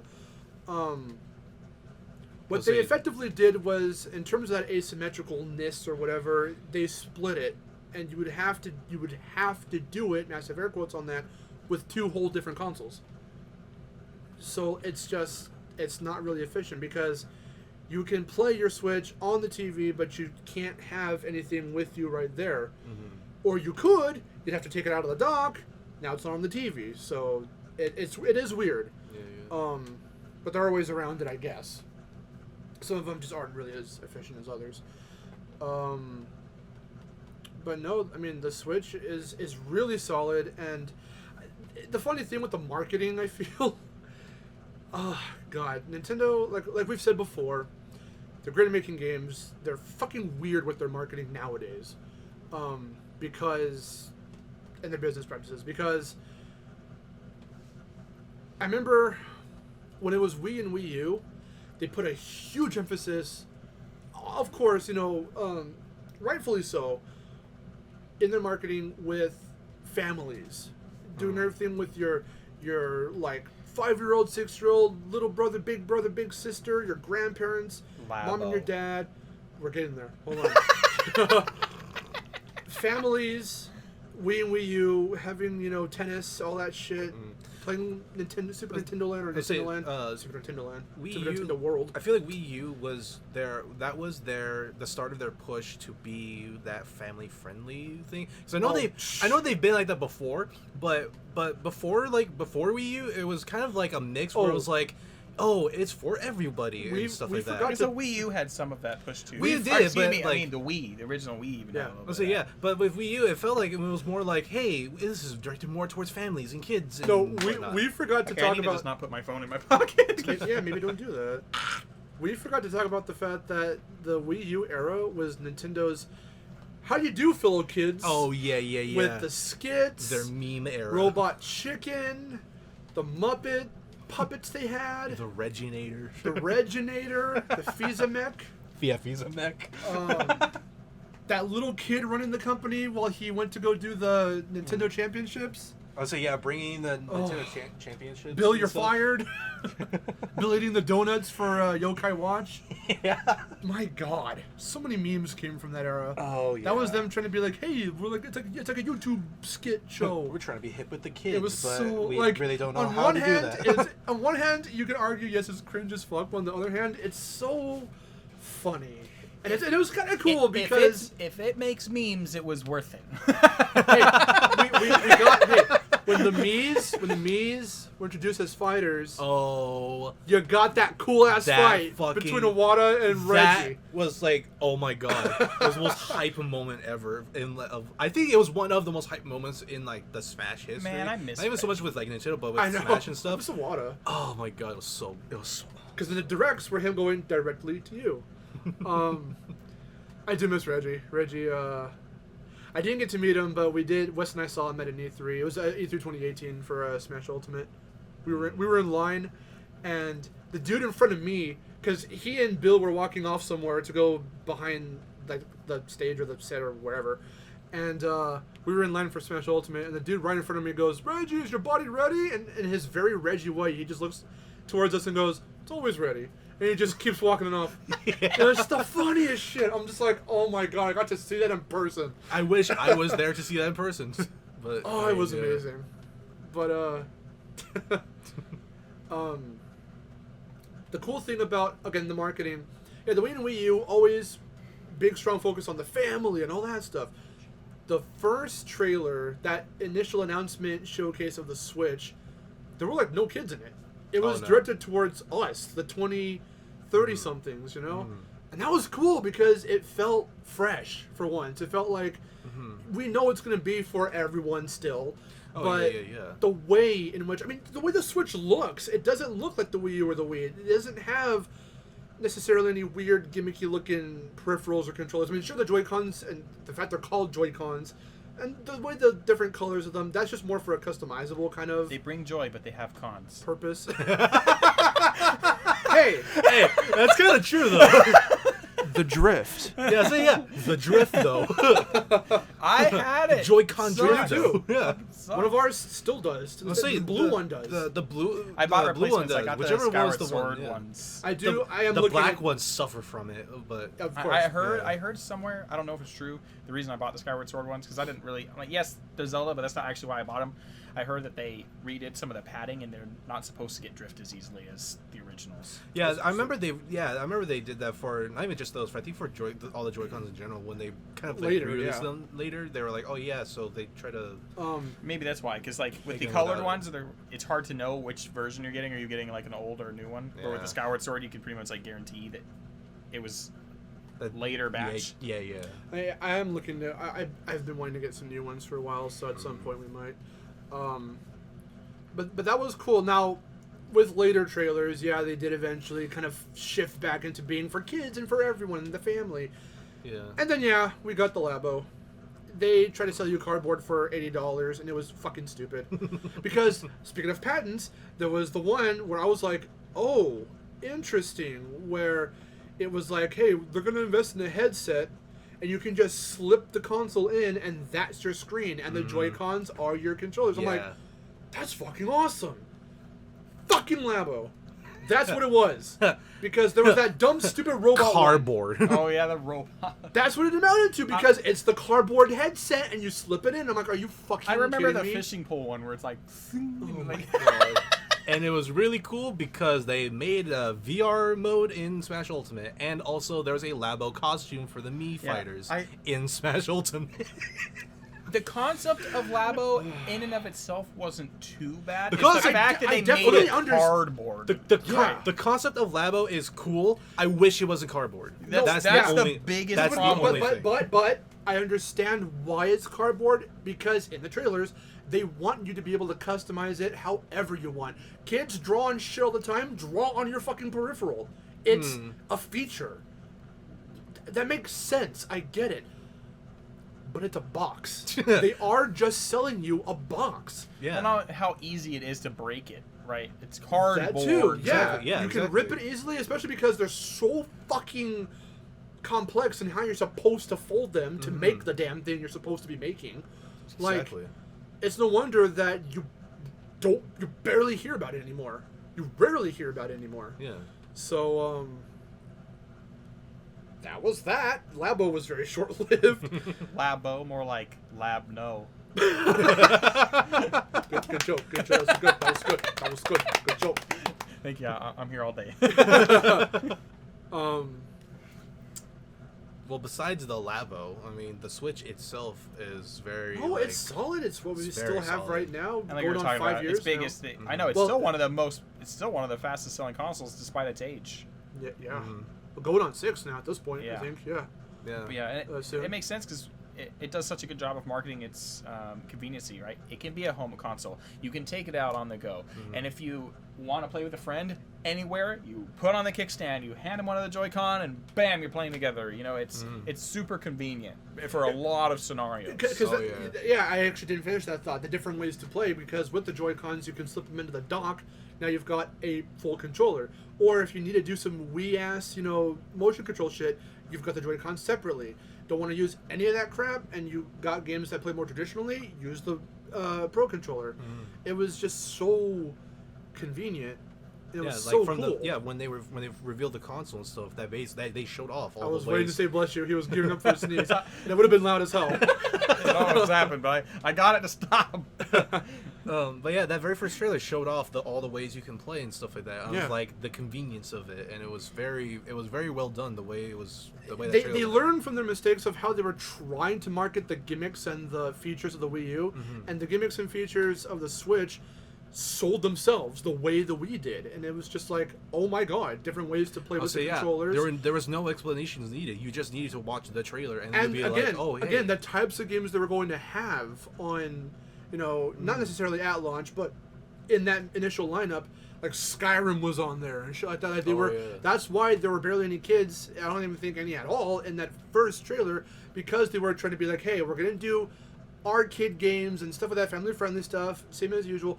But we are going to try and do more stronger third-party support with those more mature games and stuff like that. And that's why Bayonetta is on Wii U, but it's also on Switch now, and then stuff like that. And like Nintendo and Doom's relationship. Stuff like that. I mean,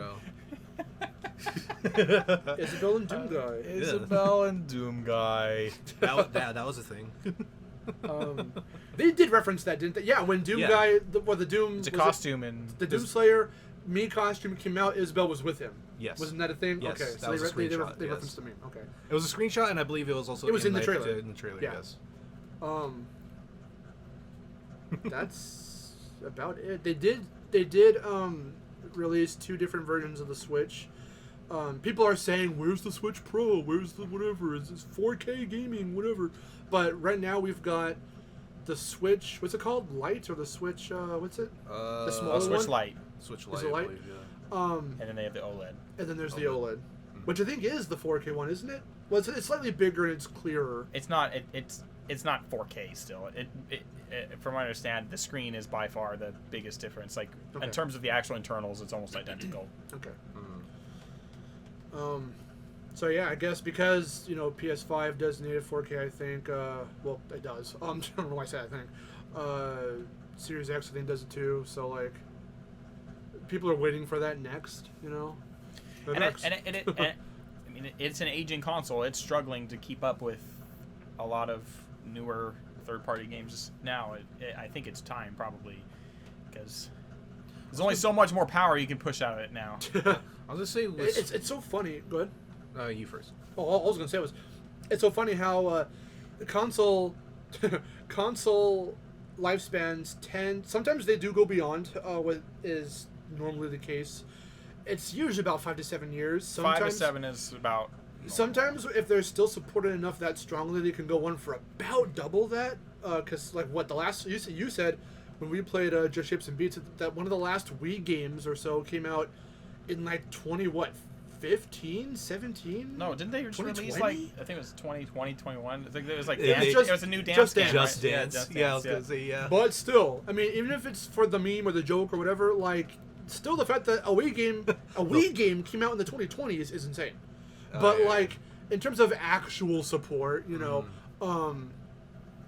some of them at the PS2 went on until like almost the 2010s, and it came out in like 02 or 01. Oh yeah. So even well into the PS3, almost come up to PS4, finally the PS2 died out, like officially, you know.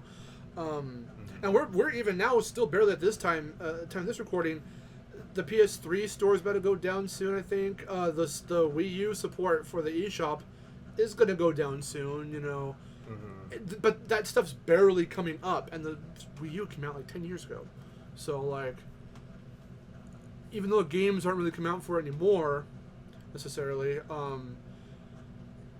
it still went on for a very long time, and you can still get use out of it in terms of support nowadays.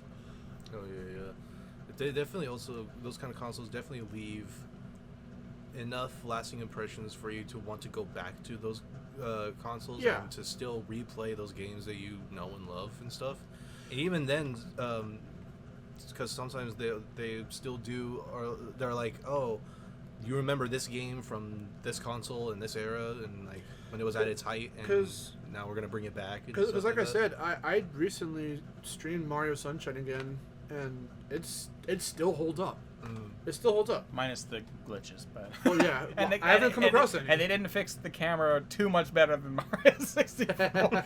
But yes, it still holds up really well. I mean, we definitely enjoyed our playthrough of it when we were playing it through the thing. All 8 years it took us to actually do... The game that had like 3 or 4 hiatuses. Because technically it could have ended right at the original run of the channel before we had our little 2017 reboot, where... the initial plan was just to beat the game, and somewhere along the way, my dumbass mind said, hey, make it a little beefier, get to 100 shines, and then beat Bowser again. And we saw it through. It took us until, last year, I think. It was either earlier this year or it was last year. I want to say it was probably last year.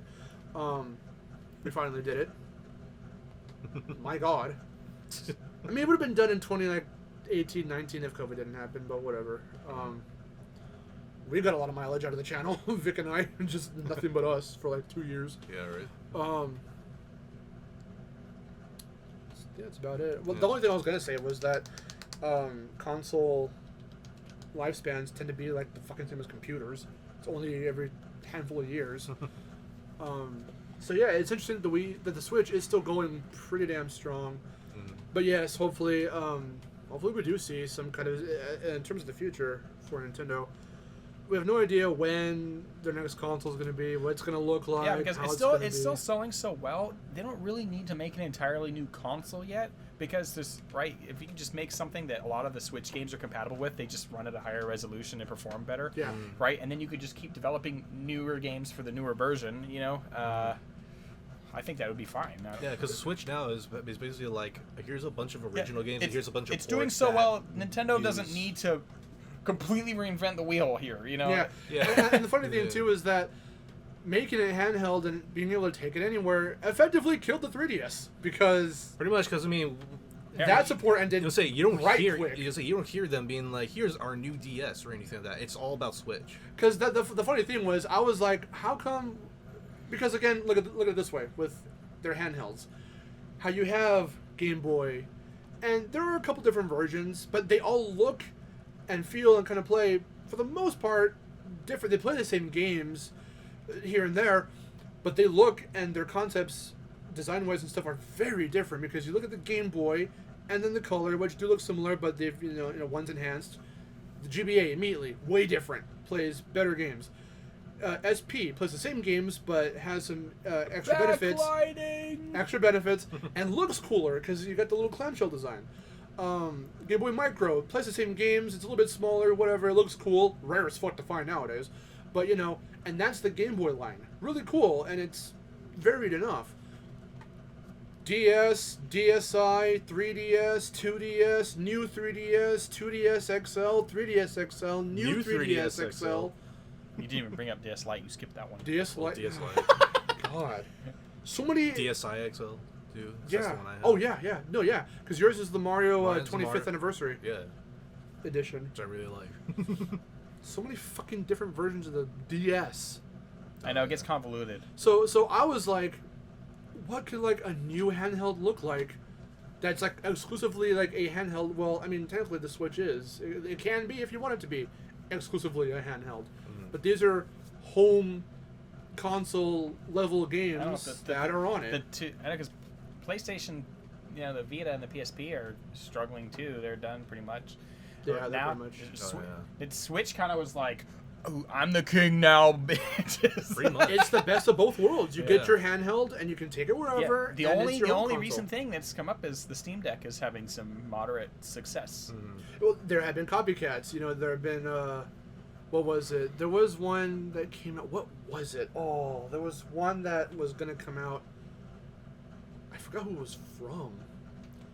And it just looked. It was a blatant ripoff of the Switch. I'm forgetting who it was. But there was like a whole thing. Then there was like a court case on it or some shit. That's how far it went. Wow. Because it just looked like the Switch. It was just legitimately the Switch. The Switch bootleg edition, essentially. Yeah. So again, Nintendo innovates. Nintendo innovates. You get your copycats. It's hilarious. And your bootlegs. Yeah. What were you gonna say? Sorry. I was gonna say earlier, before we got on this topic, what I was gonna say earlier was, I wish that certain like Switch exclusive games had more time in the limelight than people would give it, like ARMS or something. Oh my god. Where it's like ARMS was such a cool concept, but like it's now just kind of faded. Because it's the kind way of like Nintendo, in like the background. the way Nintendo operates, it's like they obviously stick to what gets popular and what people can resonate with. And even though a lot of people did resonate with ARMS, that ended up becoming more of a niche market versus something like, because that was one of their first, that was their latest new IP since Splatoon, and Splatoon was at that time was their latest IP since Pikmin. And even somewhere in between that, they had Codename Steam on the 3DS, which fucking went nowhere. And look at that!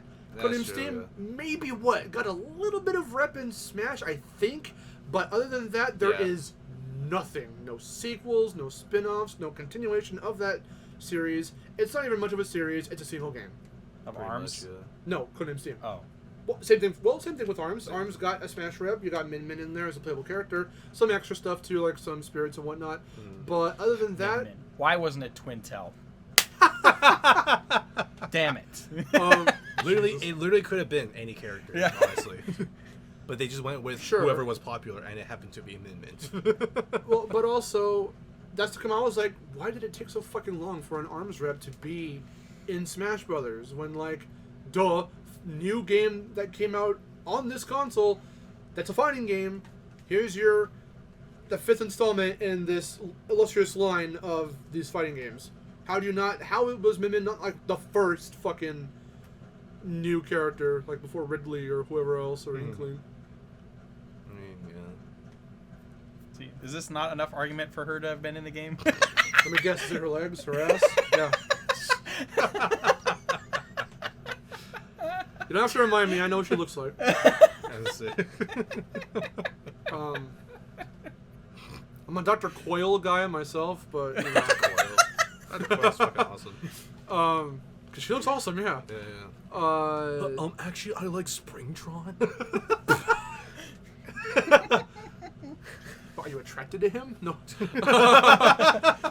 But Don't hate. People have their own tastes. lanky robot man. Whatever. The coils. That's Dr. Coyle.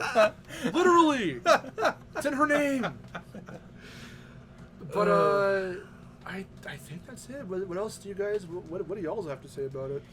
Consoles come a long way. Oh yeah. I've definitely True feel like, that, homie. I definitely feel like every console has its own thing where it's like, oh, people can have fond memories of them and stuff like that with certain games that have come out for them, like Splatoon for Wii U, or like with Switch, there's multiples of them and stuff like that. No matter what Wii console you go GameCube. back to, all the way back to the SNES, there's at least a few things that are worth coming back to. Yeah, definitely. Yeah. Because those games, a lot of those games are so beloved. There are so many that, especially Nintendo fans, like that's what I think is so funny how there are so many YouTubers, a lot of the gamer YouTubers, a lot of people watching that we all know and love, obviously. A lot of them are Nintendo dudes, and that's how I do appreciate people like Kid Icarus who started out with his roots deeply rooted into PS1 and stuff like that, because we didn't have too many of those guys. A lot of people you see, fucking Game Grumps, a lot of them, they are varied, but they do come back to a lot of Nintendo stuff. Completionist, again, varied, but goes back to a lot of Nintendo stuff. PBG, people like them, just Nintendo primarily. That is their comfort zone, first and foremost. Mm-hmm. And it's weird for people like me and Vic because we were PlayStation kids. That was all we knew.